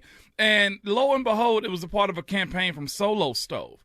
And what's so unique about this situation is it was a campaign to show how their solo stoves or campers, whatever you fire pits, don't have smoke coming out of them. I personally have one. I think it's genius. There's hardly any smoke that come out of these fire pits, okay? It is genius on how they did it, but they use Snoop Dogg to say he's giving up smoke. Well, there was an article I read that said it actually negatively impacted their revenue, so much so that the CEO at the time, John Maris, had to resign because sales plummeted behind that campaign. So it was a genius idea, I think, to try to use Snoop Dogg in that context. But the fact that it somewhat negatively impacted revenue, I got to give him and them, you're not that guy. There you go. You're not that guy, pal. Trust me. You're not that guy. Strong. Had me believing right there. My You're Not That Guy goes to Kansas City Chiefs wide receiver Kadarius Toney. And no, he did not line up off sides again because they made up an injury for him to not be active for playoff games until Kadarius Toney took to Instagram. And a lot of times when players go to Instagram Live, typically bad things come out of it. Rarely has there been a beneficial and positive Instagram Live in the world of the NFL. Well, Kadarius Toney goes to Instagram and essentially says, no, I'm not hurt. This is a conspiracy. They're making up my injury. Buddy, they're trying to do you a favor. You're not very good at football. Let's face it. And they're trying to make it easier for you to not play and not take a hit in the court of public perception. Even if you are being serious, right? That you're not actually hurt and they're making up an injury. If I was that bad at football, yet I was given a free pass to not be demoted to inactive because I'm bad at football, but because I'm hurt, I'd probably take that as a thank you for helping me maintain my reputation just a little bit. Kadarius Toney, you're not that guy. You're not that guy, pal. Trust me. You're not that guy. All right, Robert, here we go. Let us hear it. I want to be very clear when I'm telling this story. I'm good. My problem is I get excited and I might say a bad word, so I'm going to try to be very calm and slow and collected while telling this story. But as most of you guys know, I am not a rah-rah fan. I'm not somebody that's like, your team sucks, my team's good. I would never do that. I hate when people do it to me, so I very explicitly do not go out of my way to let other people know how bad or good their teams are. I just stay very neutral. So keep that in mind. Going to the stadium, we get up to our seats, and it's a beautiful day. I'm excited. I've been drunk all day. I've been dreaming about this moment for so long. And I get up there, and I notice right next to our seats is a father and son, and they're both in Chiefs gear. And the son is sitting next to me. And I said, well, this guy got super lucky, man. He's going to sit next to the one guy in the whole stadium who's not going to hate on him when something happens. He's going to be able to watch this game unabashedly and be able to just have a good time. So I sit next to him, and I kind of tap him on the leg. I'm like, big game, man. What's going on? He slow turns to me, looks me in the eye, and says, my dad said not to talk to losers. So I knew where I stood very, very early in the game. So everybody watched the game. You know what happened. They drove down the field. Travis Kelce, touchdown, Kyle Hamilton on him. The kid likes to stand in his seat and clap very loudly right next to my ear. So fine. Fine. It's a game. It's gamesmanship. If that's what this kid likes to do, it's a long game. This kid doesn't know what's going to happen. I might be clapping in his face by the end of it. Oh, so we could have thought. The Lamar Jackson, Zay Flowers 40-some-yard touchdown pass. So I'm keeping my composure. This continues for the whole game. Anything good that happens, the kid is ruckusly clapping in my face, throwing the popcorn at other Ravens fans. So I politely ask his dad, who has been despondent through this whole thing, has not said a word to me while his son is basically badgering me. Hey, man, like, we're all just trying to watch the game, and I really want to throw your kid off this upper deck. Like, can we just be – I didn't say that. Can we just be polite? Can we just, like, bring it in, rein it in just a little bit? I told you they were going to be like this. I told you they were losers up here, didn't know how to take it. Oof. At that point, I didn't know what else to do but just shut up and take a bite of that sandwich. You know what I mean? There's nothing else you can do. I'm not going to fight this kid. I'm not going to do what everybody thinks I'm going to do, man.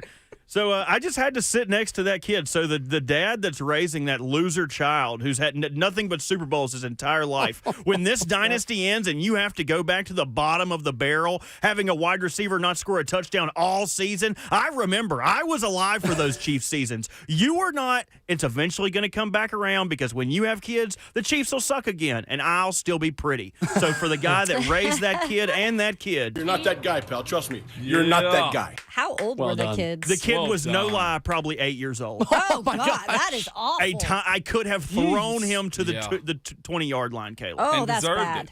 That's bad. And deserved it. That is the standard we set this morning on You're Not That Guy. 615-737-1045. Joey in Cross Plains next. What's up, Joey? Joey. Good morning, Kayla, Ramon, Will. Morning, Joey. So, my You're Not That Guy, unfortunately, is for myself. So, as y'all know, that I am in college for sports communication. I am taking audio production 1. And so yesterday I had to do make a recording. And the professor, because it's a 3,000 class, decided he wanted to make it a little tougher on us from the 2140 last spring. So I had to make a recording, but then add music under it and do what's called a donut. And so get in there, get all my voice levels set up perfectly where I need them, run through the script the first time, did everything like I was supposed to.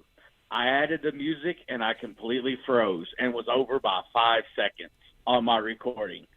So, I'm giving myself I'm not that guy today. Man. You're not that guy, pal. Trust me. You're not that guy. Joey, it happens.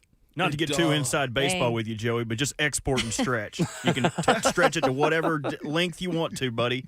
It's okay. It's okay. We can't all make a Pro Bowl and Those produce are it. Wow. Say it, Bert. Let's do it, Joey Bert. was just minding his business this morning, man. No. Dang. See, Bert, this is because of the kid in Baltimore. Bert, they made Bert like this, man. They woke up a monster, man. And the other good thing that come out of this game, I forgot to tell you guys this. Cheyenne finally feels my pain as a Ravens fan because I told her she would get a ring when Lamar does. Jeez. Okay, that's next level. You gonna quit? Well, you Cheyenne, gonna quit all that? Might want to move on. I'm telling you, you 'Cause gonna Lamar quit all doesn't that seem to be scoreboard making it mess. happen. You gonna quit all that scoreboard mess? Oh, we going to the Super Bowl? You better hope we do, girl. You want to walk down that Dare aisle? you make this young Valentine's woman's Day future in her relationship with you based on a quarterback that can't win in the postseason? We're gonna fix this fan Oh, stuff. man. That was a stray like nobody. Wow. She learned that day what real heartbreak was like. Gosh. I mean, Cheyenne is gonna march to Baltimore and get that man some more wide receiver help. Is She what could she's be gonna do. DMing Lamar like, Lamar, you get your together. She told me, she was like, could Ramon help me with my pass sets? I heard they need a tackle. Oh my God. You did not. There is something wrong with you. Oh goodness. You said, "Oh my gosh!" I don't even know if we can repeat that. Bert. You gonna get a ring when Lamar gets one? Goodness. It's not looking good, Cheyenne. I'm crying over here, man. Travis and Dixon next. Go ahead, Travis. Hey guys, what's up this morning?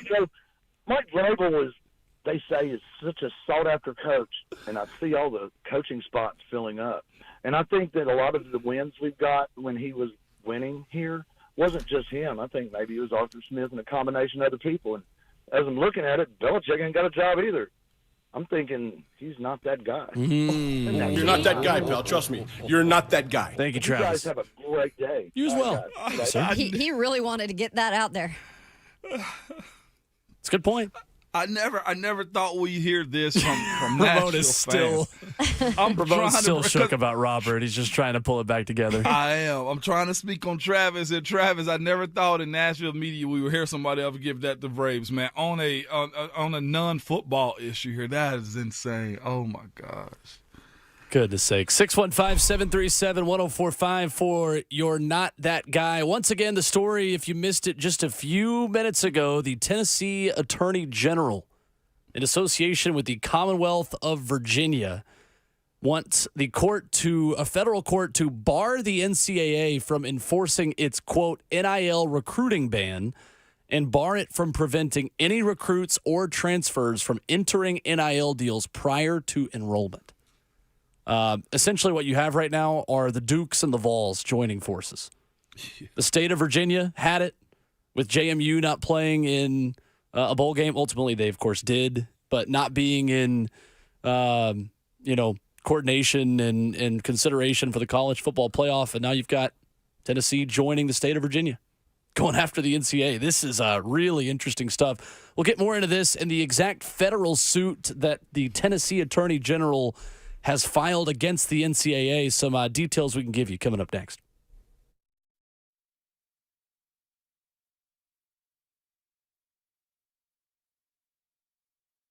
Guys, it's a new year, and Low T Center can make it a great one, okay? If you've been feeling tired, grumpy, have noticed a lack of motivation and drive, have weight gain and loss of muscle mass, these could all be signs of low testosterone levels, okay? At Low T Center, they can make it easy to get your levels checked. It's a simple blood test, and with their on-site lab, you'll get your results back in 25 minutes. Low T Center is not your typical doctor's office either. It's a concierge medicine for men. Their physicians specialize in treating low testosterone and have been exclusively treating men for years, with most health insurance accepted. And they have affordable and convenient treatment options, including physician-monitored self-inject treatments that can ship directly to your home each month. So there's no need to drive to the center for a weekly visit. Right now at Low T Center, it's only $25 to get your T levels tested. Make your health and quality of life a priority and make it a great year. Go to lowtcenter.com to book your appointment online today. That's lowtcenter.com. Low T Center, reinventing men's healthcare.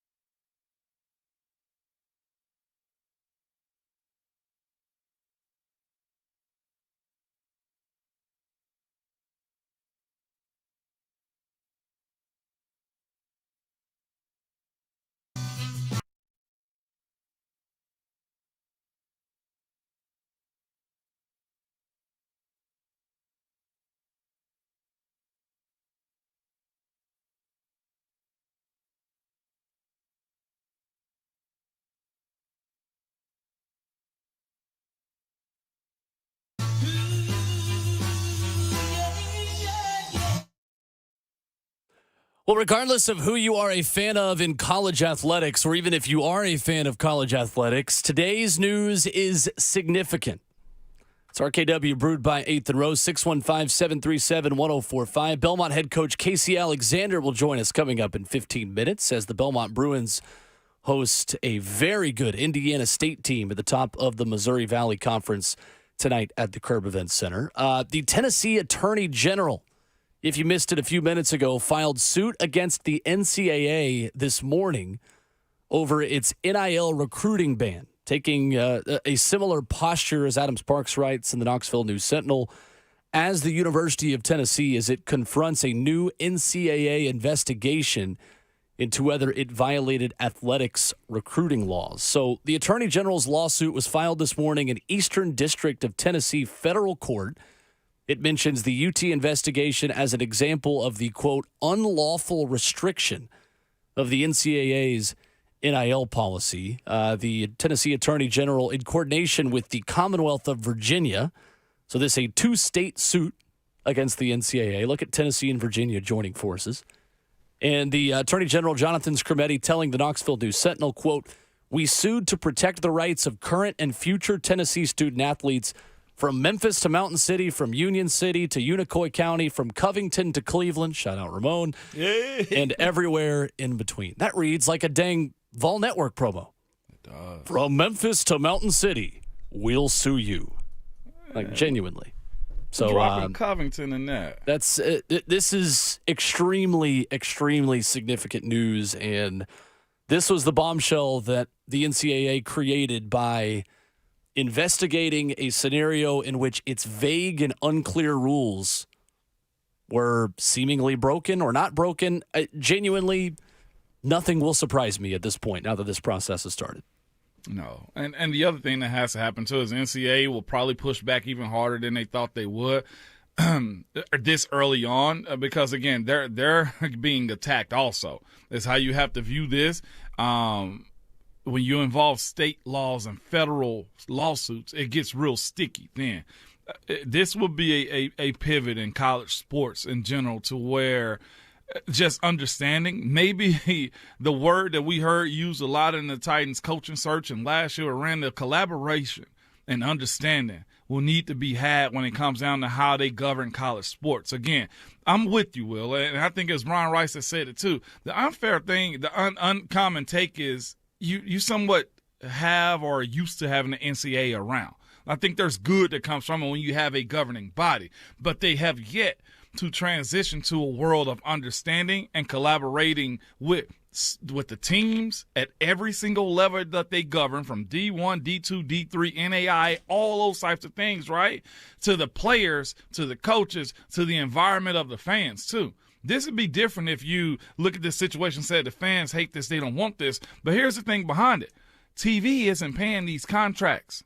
The fans are pouring into these collectives. The fans want this. We live in an industry to where we service people too. If we are trash on air, somebody's going to talk about us, right? Probably lead us to getting reprimanded or changing our model on how we do this. When you go into a store or a restaurant and you're paying money for something and you are the consumer that helps drive this forward, they're old when it comes down to it. So this was next. Yeah, I look at this, and when we were talking to Brian Rice earlier, it was interesting just the things that he was saying, and he, again, go listen to it on the podcast where you find your podcast right now because it was really incredible.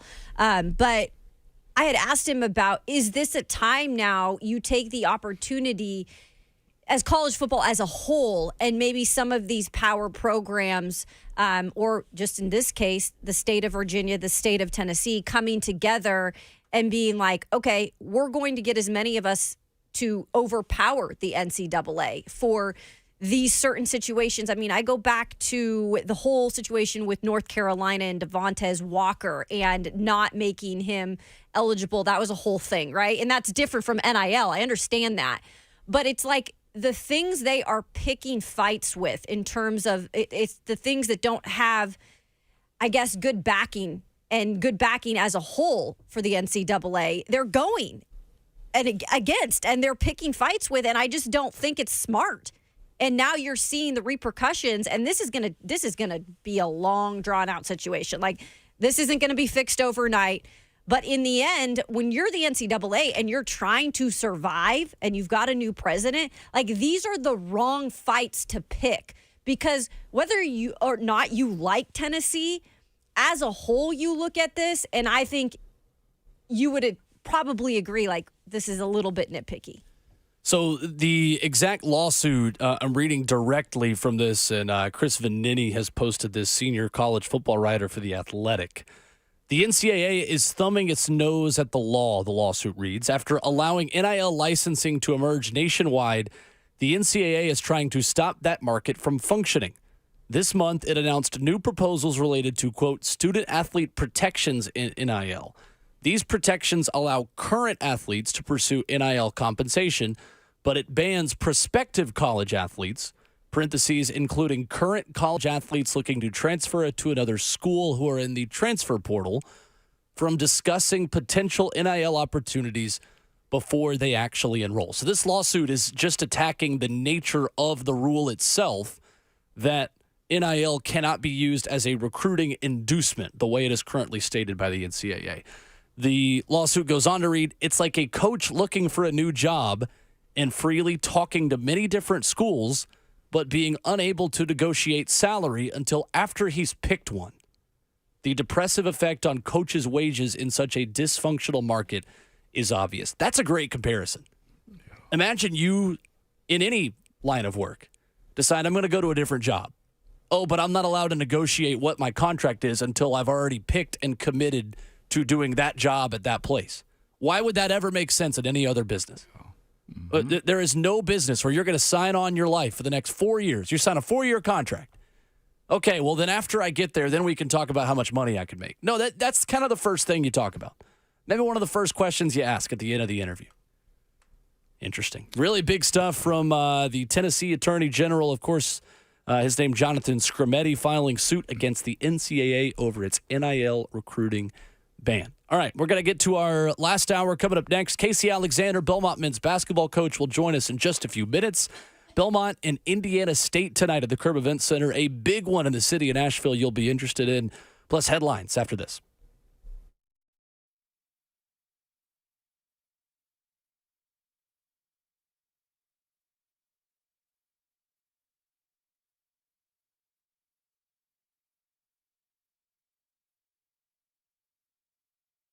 It's Ramon and Kayla here for Window Nation, and winter is here. Of course, the air is cold. The energy bills are probably all-time high, and now's the time to replace those windows with 0% financing for 5 full years and 50% off any style of window you can choose from Window Nation. Now's the time to protect your family from the elements, lower your energy costs, and upgrade the look and feel of your home. Yeah, maybe during the winter storms and you had some windows, they were leaking, you could feel the drafts coming in. All of those reasons to invest in new windows from Window Nation. They are the experts, the average installer, over 16 years of experience installing over 20,000 windows. This is also a bonus here with Window Nation. They install year-round, including replacing windows room by room to maximize your comfort during their one-day installs. So that's huge, especially during this time of the year when it is cold out there. You can still get it done and do it with quality. So save up to 30% on your energy bills. You want to keep the heat in this time of the year. You want to keep the AC in during the summer months here in Tennessee. So give our friends at Window Nation a call, 866-90-NATION, or simply log online to windownation.com.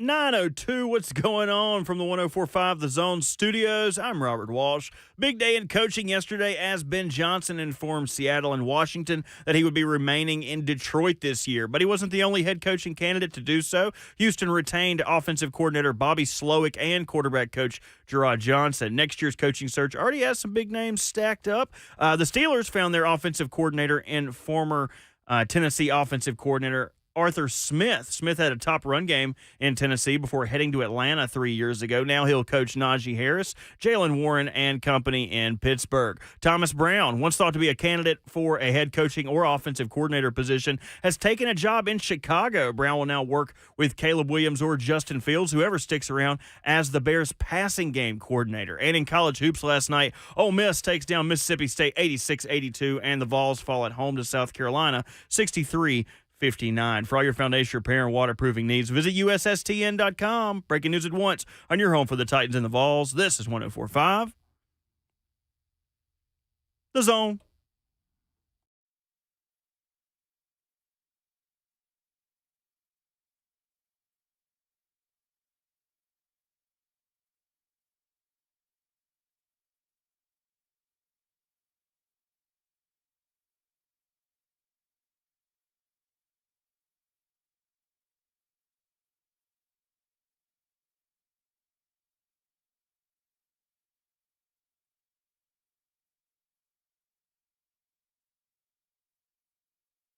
Fourth and final hour already on RKW, brewed up by 8th and Roast. A busy morning on your 104.5 The Zone airwaves.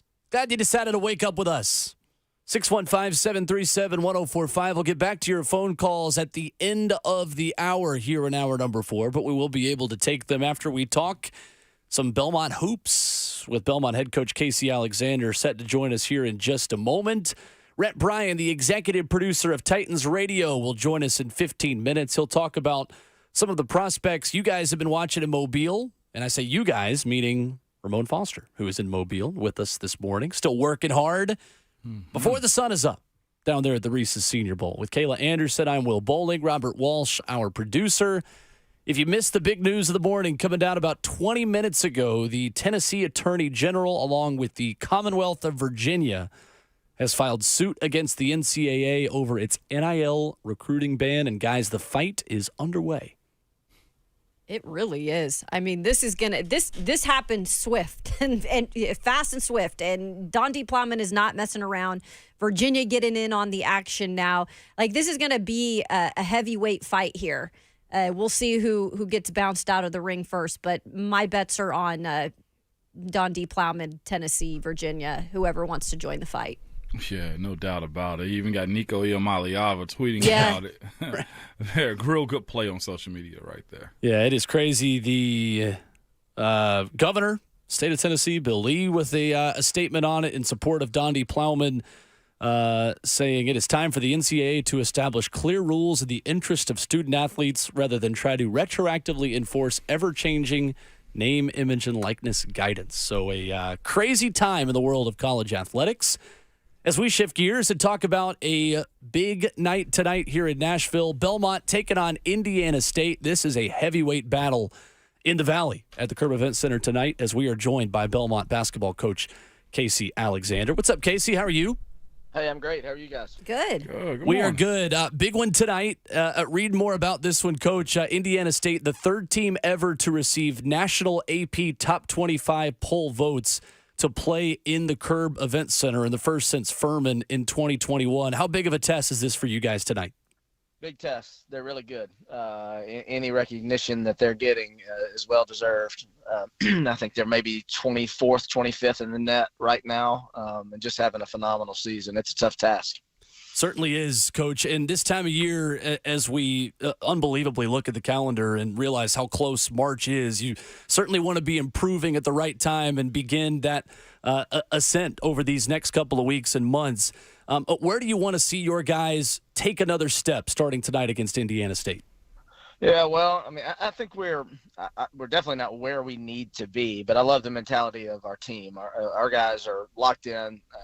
I don't sense any seasonal fatigue. I don't sense any any complacency at all. We totally believe our best basketball is ahead of us. We got to get healthy a little bit. Jacoby Gillespie's been out for the last 7-8 games, and we need to get him back, and that makes us a lot more complete. But we'll see. Tonight will be a good test, that's for sure.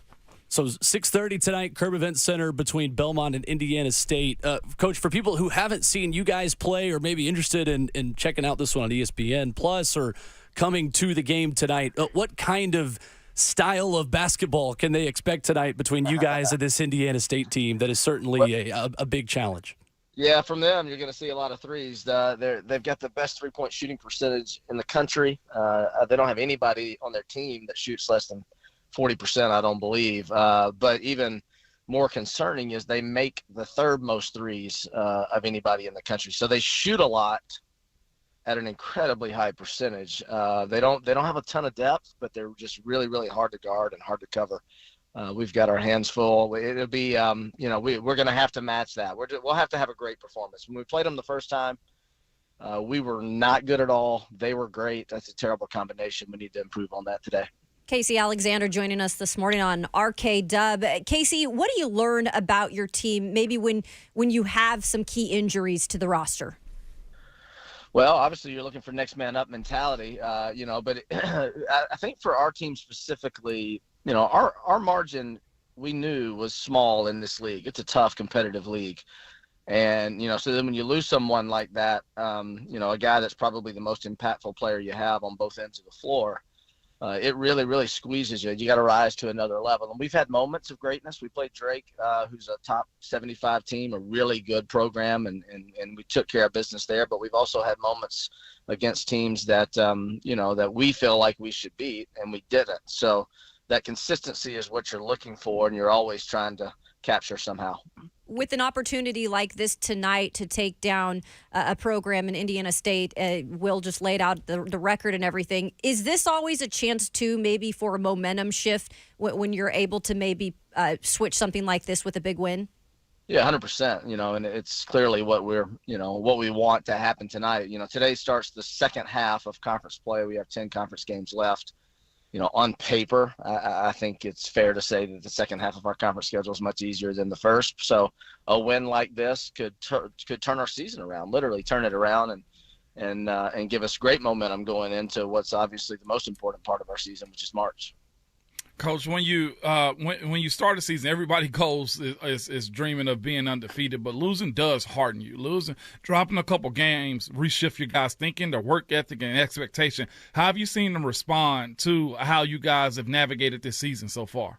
Yeah, I think a lot of it, Ramon, is learning to live with the balance of a season. And I think it's clear you can never get too high, you can never get too low. When you're playing in a really good league, which we are. I think the Missouri Valley's 9th in the country.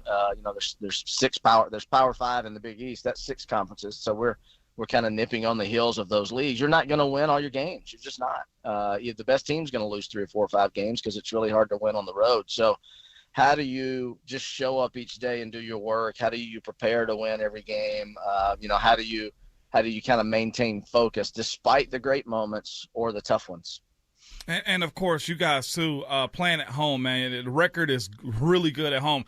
What's the mindset, and how do you embrace that? And also this too, what are the bigger challenges going on the road and facing teams at their place that's not really spoken about as much as, or is not really given much credit as much as people think on the basketball side of this? Because people look at football stadiums and say, oh yeah, the crowd knows, but basketball does the same thing at home and on the road, Coach. Yeah, it does, and I would say even more so, to a large degree, just because momentum in basketball shifts so many times throughout the game, and when you've got that home court advantage or the comfortability of being at home, it can really kind of propel you. It can turn a couple of good plays into a 10, 12, 15-0 run, and the game is over. And so it really makes a huge difference in our game. We're very lucky. The Curb Event Center has been an unbelievable place for Belmont. We've won, I think, more conference games than any teams in the country outside of Kansas and Gonzaga over the last however many years. It's been a really, really good home court advantage for us, and we need that tonight. 339 conference wins, Coach. That is more than Kansas's 330. So I'll give you guys credit on that one, right behind Gonzaga. Coach, you guys have two fantastic sophomores specifically who've been leading you all season, and Malik Dia and Cade Tyson. As those guys go through their second season, where are you seeing them improve specifically this year? Yeah, obviously when you're that young, you've got a lot of room for growth. They're talented. Their numbers kind of speak to that. But, when you're carrying a heavy load as a young guy, and we don't have older guys really that complement that. We've got 2 seniors, no juniors on our team. So we're an extremely young team. So they're not only having to be our leading scorers, best players, they're having to provide leadership. They're having to be kind of the steady bell cow when things aren't good, and so that's a process for everybody, but they are handling it tremendously well. Jacoby Gillespie was in that mix as well until he got hurt. So our best 3 players, all sophomores. Casey, this will sound like a weird question, maybe the way I phrase it, but just how hard is it to be a college basketball coach right now? We talk all the time about everyone is so old and experienced, and grad transfers and guys coming from all different places. Everyone's got experience in some context, and it feels like everybody's winning their home games, right, in every league. Just how much has this job changed over the past 2-3 years and in the, I guess, post-COVID era in college hoops? Yeah, it's changed a lot. I mean, we could talk about it for hours. Right. The differences in the job now compared to what it was. I mean, I think for me, it's very important that we keep the main things the main things. I'm there to provide these guys with a great experience. I'm there to represent Belmont and try to win games and try to, help bring some attention to a great university. I mean, that's my job, and that's what gives me the most satisfaction. But the peripheral things that you mentioned and that are clearly going on in the NCAA world make it substantially more difficult and less enjoyable, I'll admit. Absolutely. No doubt about it. Casey Alexander has been our guest. 6:30 tonight, Belmont, Indiana State. Going to be a very fun game of college basketball. Casey, we appreciate you as always making time for us. Thank you. Definitely. Thank you, guys. Thanks, Coach. Thanks, guys. Absolutely. There is Coach Casey Alexander with us this morning as we transition back to the NFL world. I feel like we got to catch our breaths for a minute. We do. Busy morning in just the end of January. January going out like a lion. Forget March. Rhett Bryan at Titans Radio joins us from Mobile coming up next.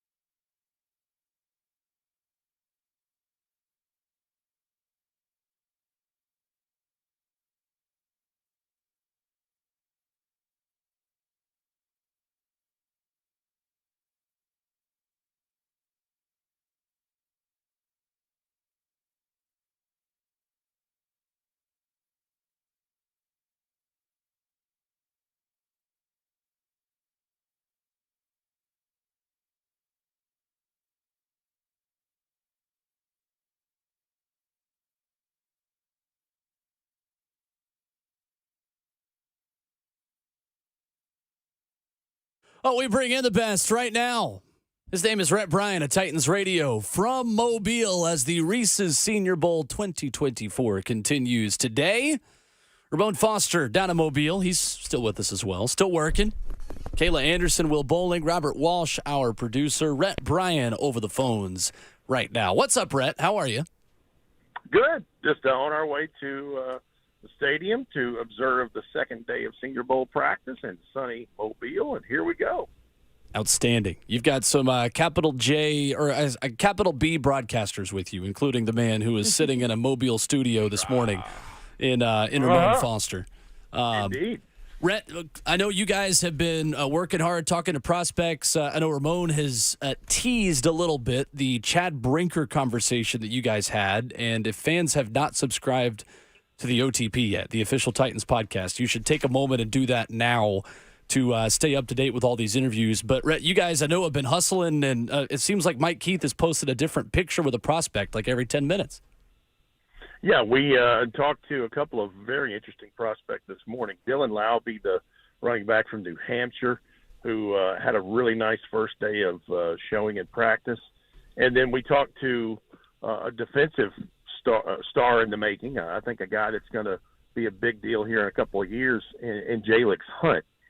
And this is a guy that started out in the Ivy League at Cornell and then transferred. And golly, he's a big, long, rangy prospect. And both of these guys very interesting this morning. That's, I think, the favorite part of this for me is kind of getting to talk to some of these guys and pick their brain a little bit and see how the process is going. And you can see who's swimming in it a little bit and see, who's adapting pretty well. Those two guys this morning, they got their heads screwed on straight for sure.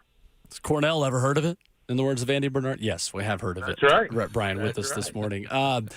Rhett, the position group specifically, you hear a lot about wide receivers just because of the nature of one-on-ones, right, and the way that sometimes gives an advantage to wideouts against defensive backs. You hear a lot about the big guys and offensive linemen in those one-on-ones as well. What is the position group over the past 24 hours you feel like is getting buzz down there that you guys have been paying close attention to? I think you will start to continue to see the defensive backs against those wide receivers. Okay. Quinyon Mitchell from Toledo, who we spoke to yesterday, had a really good day, and we'll look to stack another day on top of that. And there's some other guys in here. Kalen King from Penn State, one of the underclassmen invited in this. But I think you'll start to see that heat up a notch or two. And some of the defensive linemen that we're talking about going against those O-linemen, Ramon had his eye on, Braden Fiskey from Florida State, who was a nice-looking prospect and, was a transfer from Western Michigan and ended up having a really good year. Of course, we definitely know that Florida State had a great year, going 13-0. And then we're all interested in Devondre Sweat, who is a massive human being, the defensive lineman from Texas, and seeing just how he works in space against those offensive linemen. Rhett, when you look at the way the practice is somewhat set up, both teams, American and National, have different formats on how they set it up. But every time, Rhett, there's a huge crowd around bigs, O-line and D-line, when they do one-on-ones, man. As fast as this game has gotten, as much as it passes, it's always apparent, Rhett, that the bigs control the flow of the NFL. Well, and that's how you build the team. I mean, that's the architecture. Is you build it from the inside out. And so the battle in the trenches is real. That's where it starts. And, yeah, when you're talking about some of the guys that are here this week, Devondre Sweat, Braden Fiskey, we mentioned, but some of these tackles, some of these guards, and then a guy like Jackson Powers Johnson from Oregon really, really helped his stock yesterday at the center position. But, yeah, there's always a crowd of people around the big guys, always. And on the other side of that, too, we saw some familiar people yesterday, man, that some showed better than others, but they all showed up and did good stuff, man. Spencer Rattler has a lot of buzz around him, man. And not just he's a guy, and I'd also bring up watching Bo Nix, those two quarterbacks. How do you feel about them? Did you get an opportunity to engage what they did on the field much at all as far as that quarterback position goes? Well, now, the first day of Senior Bowl practice, traditionally the defense is a little better suited for things, and I thought both of those guys had some moments where they showed some stuff, and I also saw moments where they didn't have as good a showing as they'd like to have, and that'll be interesting to see if they can improve day over day, because that's what this whole thing is about to begin with. But the thing about any of these quarterbacks, but especially those two and Michael Penix, is that, okay, Jaden Daniels is not here, and you have a chance to try to make yourself a case to be the third quarterback in that top tier come the last week in April at the draft. I think a lot of people agree that Caleb Williams and Drake May are 1 and 2, however you want to put them. But who's 3? Who's the third and the fourth guy? And so that's where these guys are here this week trying to increase the profile, if you will, to make a case for that. Rhett Bryan, executive producer of Titans Radio, joining us this morning on Ramon, Kayla, and Will. So the offensive line, the tackle position, wide receiver position, pretty deep this year. A good thing for the Titans. I feel like they could be looking at both those. Let's start with the offensive tackles, though, and the guys that are there. Ramon brought up Tyler Guyton out of Oklahoma yesterday. We got to actually see him. And watching him, I wasn't down there, obviously, but watching him on, the NFL Network, just amazed by the physicality of this guy. How much do you feel like his stock can raise? Do you take a chance on him, maybe not being a top 10 pick, but being somewhere in there in terms of potential as a starter? Yeah, Kayla, you bring up a great point. Tyler Guyton, first of all, is a massive human being. I think he's 6'7", 328 is what his measurements came in, and long arms. He has a chance to make an argument to be the third or fourth tackle that people will consider taking, because a lot of people agree that it is Olu Fashanu from Penn State and it's Joe Alt from Notre Dame. This guy has, still needs technical refinement because he hasn't been playing the position that long, because he's a converted H-back. This guy, was a totally different deal, and now he's, a giant blocker in this. But I think he had a really nice day and got a lot of people's attention. Let's see what he does in day 2, but he is certainly a person to keep your eye on. And from the cornerback position, you mentioned Quinyon Mitchell. Why is this guy kind of getting so much buzz? Tell us a little bit about him, because yesterday, some really good stuff we saw out of him. Well, first of all, he has that alpha mentality you're looking for. Just discussing things with him, he loves to be around the football. He seems to have a knack for it. I mean, this guy had 22 pass breakups last year. Now, his production in terms of picks dropped off a little bit. I think he had 5 or 6 the year before with a couple of pick sixes and only had 1 interception in 2023. But he has a knack of being a disruptor around the football. And he's one of those, because I asked him, I was like, do you a guy that just wants to break up the pass? Or he goes, no, I want the pick every time. But 22 pass breakups in a college season is pretty good. I don't care who you are. That's, one of the reasons why when you look at a guy, it's like, okay, he's at Toledo, which isn't a bad program, but it's not a Power 5 deal. It's like he's done something really good to get here. And now you're starting to understand why. Rhett Bryan of Titans Radio, our guest, as he is every Wednesday here on RKW. Rhett, we mentioned Chad Brinker and the conversation you guys had with him that is coming up on the OTP. Without giving too much away, of course, as you guys get ready to publish that in the coming days, what did you take from that conversation, and what can fans expect that they might like in what he had to say to you guys? Well, first of all, I think the part of the conversation that people will be interested in is, first of all, the structure of kind of how this thing works now and the way they kind of laid that out, and then the analytics part of it and how all that is going to be a growing and building process in the coming seasons. He's super smart guy, great background, was a good running back in the MAC conference, and really highly educated, and then spent his years cutting his teeth with the Green Bay Packers and learning under all those guys. So he brings a tremendous acumen to the table in this. So you'll hear some about how he got involved in all of that and what kind of spurred his interest in being a front office guy. But yeah, that one I'm really looking forward to people getting the chance to hear, because it enlightens you on. You get to kind of learn who he is and kind of how everything's working now. Right. When you view this process of leading into the draft, man, there'll be a lot of people that move up and move down. And, of course, you look at the small school guys, man. That's what these events is for. You mentioned someone being from New Hampshire here, man, and competing well. I also had to bring up the fact that, Rhett, we noticed, at least I brought it up to you guys, Missouri guys, they performed well, I felt like, yesterday at every position that they're at the Senior Bowl. And I think you and Coach Mack both said, no, they had a good team, and it showed.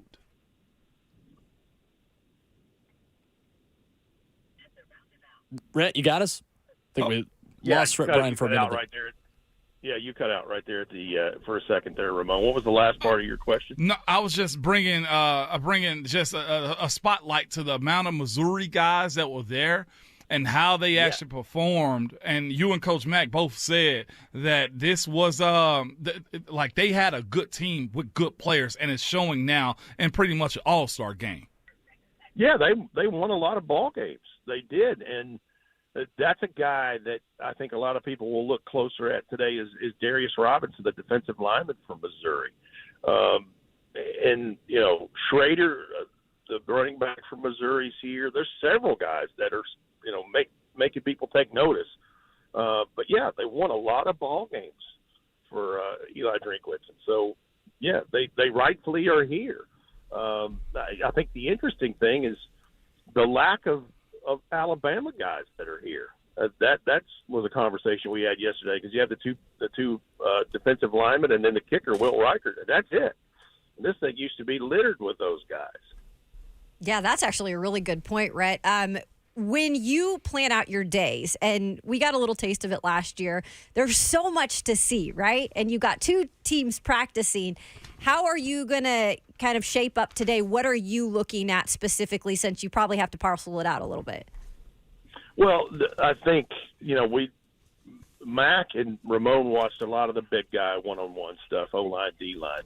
I'm trying to just kind of gather in a little of everything, but I went back and circled some names of guys that I want to take a closer look at today. Okay. And so it may be position-specific in some cases, but I just try to take in what I can take in, because you're right. It's a three-ring circus down there. There's a lot of stuff going on. And it's interesting because Terrell Williams' practice regimen is just like he has done with Mike Vrabel. So there's a lot of similarity there in the structure. So you can kind of know what to look for with how they get things segmented in different time periods. Rhett Bryan of Titans Radio with us. Rhett, it's interesting at the wide receiver position. You've got two guys from Georgia in Marcus Rosemy, Jack Saint, and Ladd McConkey, who are very different kinds of athletes. But Rosemy, Jack Saint, a guy from some reports yesterday, had a good day to start practices at the Senior Bowl, and a guy who only had 2 drops over the last 4 seasons. I know Ladd McConkey is kind of the bigger name that's maybe getting more buzz, but interesting in watching those two guys, I imagine, and just the difference of the way they operate. But 2 good wide receiver prospects from Georgia. Yeah, and you're right. That I think Ladd McConkey may have overshadowed Rosemy, Jack Saint, just because the stop and start ability, and you mentioned them being the 2 different kinds of receivers. But yeah, he had a nice practice yesterday. And I think a lot of people had so many eyeballs on Xavier Legette, and he didn't have a great start. He finished a little better. So there's so many eyeballs on some prospects that have a little higher profile. And I think but he is one guy Marcus Rosemead-Jack Saint is a guy I watched all day yesterday because he didn't drop a ball. He ran right routes, all of those things. And he would probably be one of those guys I would watch again today just to see if he stacks another day with this. But you're right. He kind of gets lost in the shuffle with some of the other people that they're looking at from the SEC and the other parts. Yeah, that's one thing Coach Mack has kind of prepped us for is they have to be able to follow it up the next day, Rhett B. They have to. Yeah, and well, it's like we had this conversation with Dylan Laube, the running back from New Hampshire this morning, and he knows the importance of what's going to happen today. They're going to do pass protection drills, and a lot of backs aren't asked to do that at the college level. So this will separate the men from the boys somewhat today. That's what started making Tajay Spears' profile start to pop a little more because he started to show in that at this point in the week last year. Rhett Bryan, our guest every Wednesday on RKW, right here, the executive producer of Titans Radio. Rhett, we all have our favorite Coach Mack-isms, one, of course, being never be an IE, an instant evaluator. What sort of sage wisdom has Mack dropped already this week for us? I don't know if there's anything in particular that stands out because there's so many. There's so much going on. That's a good thing. I mean, that's maybe a better question for Ramon because they were conversing quite a bit about the big fellas, the bigs, as he says. We were, and of course, a bear on two legs is what you're looking for mostly this week. So that's usually my favorite one because you can always spot them too. Oh yeah, they stand out now, no doubt. I love it. Rhett Bryan staying busy down in Mobile, doing great work with Titans Radio. Check out the OTP, the official Titans podcast, wherever you download podcasts. Rhett, thank you for making the time this morning. We appreciate it. Always good to be with y'all, and we'll talk to you soon. Yes, Thanks, sir. Rhett. Appreciate it. There's Rhett Bryan with us as we begin to wrap up the show. I will not be here tomorrow, but, guys, I will go ahead and just make an ask of something you guys should do tomorrow. Ramon, you should get a notepad and write down the 5 best things that Coach Mack says on the practice field today. I can do that. Ranked. Mac-isms. I can do that. Mac-isms. I'll have my notepad with me. I'll see if I remember to write them down. Because that's really the most the biggest way where I just put Rhett on the spot was in that way. Because there are truly so many sage words of advice that Matt gives you on the practice field on any given day. How dare I ask him to just pick one? So Ramon should rank 5. There you go. No doubt. Ramon is off to the practice field. Ramon, thank you, sir. Enjoy. No doubt. I'll come back with a little bit of intel for you guys. Yes, sir. We do not care. First thing we've heard from Robert this hour. Love it. 72 hours, Bert. 72 hours. Ramon, I will see you next week. So there he is. There's Ramon Foster. No doubt. He is not. That was not actually Ramon. Okay, there you go. No, it wasn't? I was about to say, your video dropped off, and I thought that was Ramon. It's 2 of Will in the videos. I thought that was Ramon playing a clip of you talking. Will has a twin. No, Bert ain't that bad, man. He ain't that good. I mean, it don't make me go get that 8-year-old. Anyway, we'll wrap up the show. Inky Johnson next.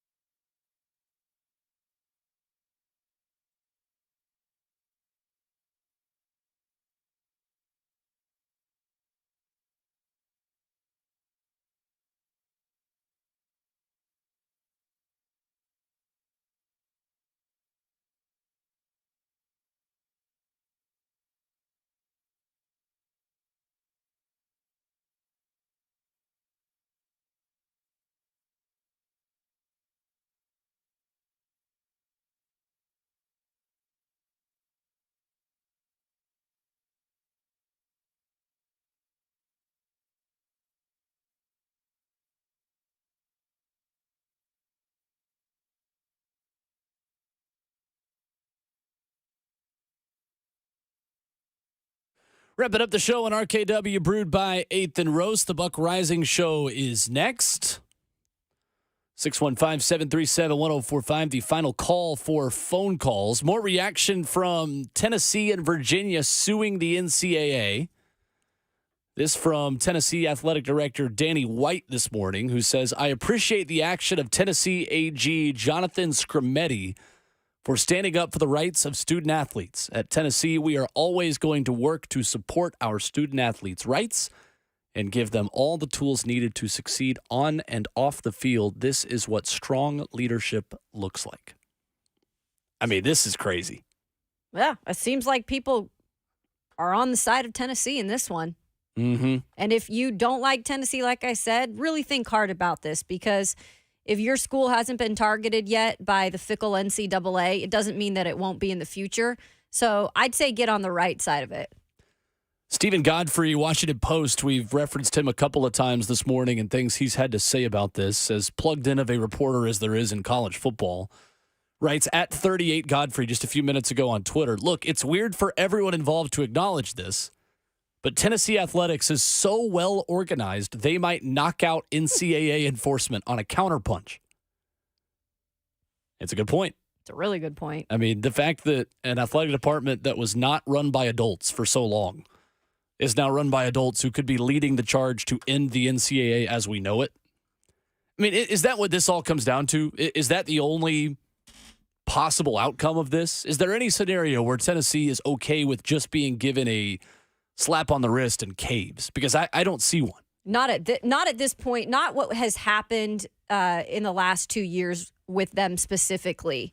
Obviously, you know, we know what happened in the past with the NCAA in Tennessee, but now you're going for the jugular in terms of this situation with NIL, specifically your future quarterback. And there's others that see what the NCAA is doing right now, the fights that they are picking, many of those fights not being smart fights. And in terms of them wanting to have survival, and I don't know if there is a future of the NCAA. And we've talked about March Madness and all that stuff that we like. I just feel like there's going to be a situation, at least in terms of college football, that there's going to be a time where they're just going to go off on their own and be able to kind of manage all of this, because right now the NCAA is on the outs overall. Brian Rice of the Sports Animal went just scorched earth earlier this morning with us. If you missed that conversation, it is available now under Ramon, Kayla, and Will, wherever you download podcasts. This was B. Rice this morning. Oh, I think it's everything, because if the biggest story in sports related to this right now is her fiery letter in response, where she calls out all the things that fans and media on the side of player compensation have been saying for years. You make these arbitrary rules and then you don't enforce them, or you try to catch up as you go along and make the rules up as you go along. Well, you can't do that. That is not reality. There is no governing body, from Congress to the Supreme Court to anything else, that can make up the rules as they go along and just retroactively apply those. You can't change the game as you go along. So for her to fire the shot back, to say what everybody wearing orange is thinking, makes her an incredibly popular figure, which, by the way, she already was, because outside of sports, she's a great leader for the university. But it changes the narrative from you're just taking hits, and you're taking a hit here, and another article's written here, and here's another detail about what it's about. The New York Times reports yesterday afternoon that this centers on a flight that Nico Iamaleava took on a collective's jet so they could bring him in to negotiate a deal that, by the way, that contract has nothing to do with whether he's actually enrolled at Tennessee, lives in Knoxville, plays for Tennessee. So if they feel like they're legally insulated there, that's an aside. But all of these little details could be death by 1,000 paper cuts to a program. But Dondi Plowman fires the first shot and says, this is wrong, we're not going to stand for it, and you're on notice that we're going to fight it. And that galvanizes Tennessee fan support, but it also, I think, galvanizes the support of some peer institutions that are going to join Tennessee and say, okay, these things that you're alleging that they did, we're all doing. Peer institutions that will join Tennessee. That is the kicker, and the state of Virginia has already done it as well. Yep, and I wouldn't be surprised if there's other states that join in, right? I mean, look what they did to North Carolina in that situation. Probably pissed a lot of people off there. I don't think the NCAA knew what it was really getting in full from Tennessee and how organized they are right now. Well, that is how we end the show, and we do that every Wednesday as well with our very good friend, Inky Johnson. A little bit of midweek motivation, get you through your Wednesday morning. Special thanks to Rhett Bryan for joining us, for Brian Rice as well. Check out those conversations wherever you download podcasts. But right now, it's our guy, Inky Johnson.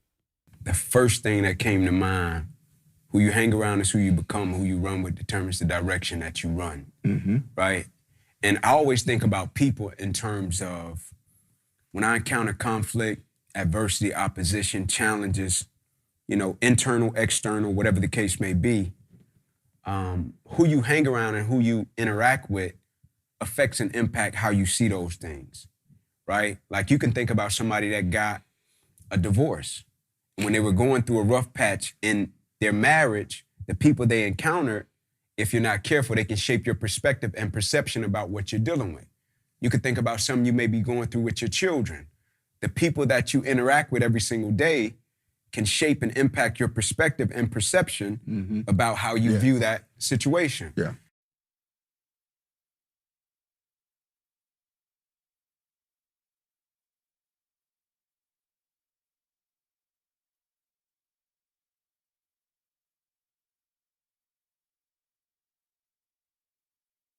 Hey, it's Kayla Anderson for the Weighing Vision Institute, doing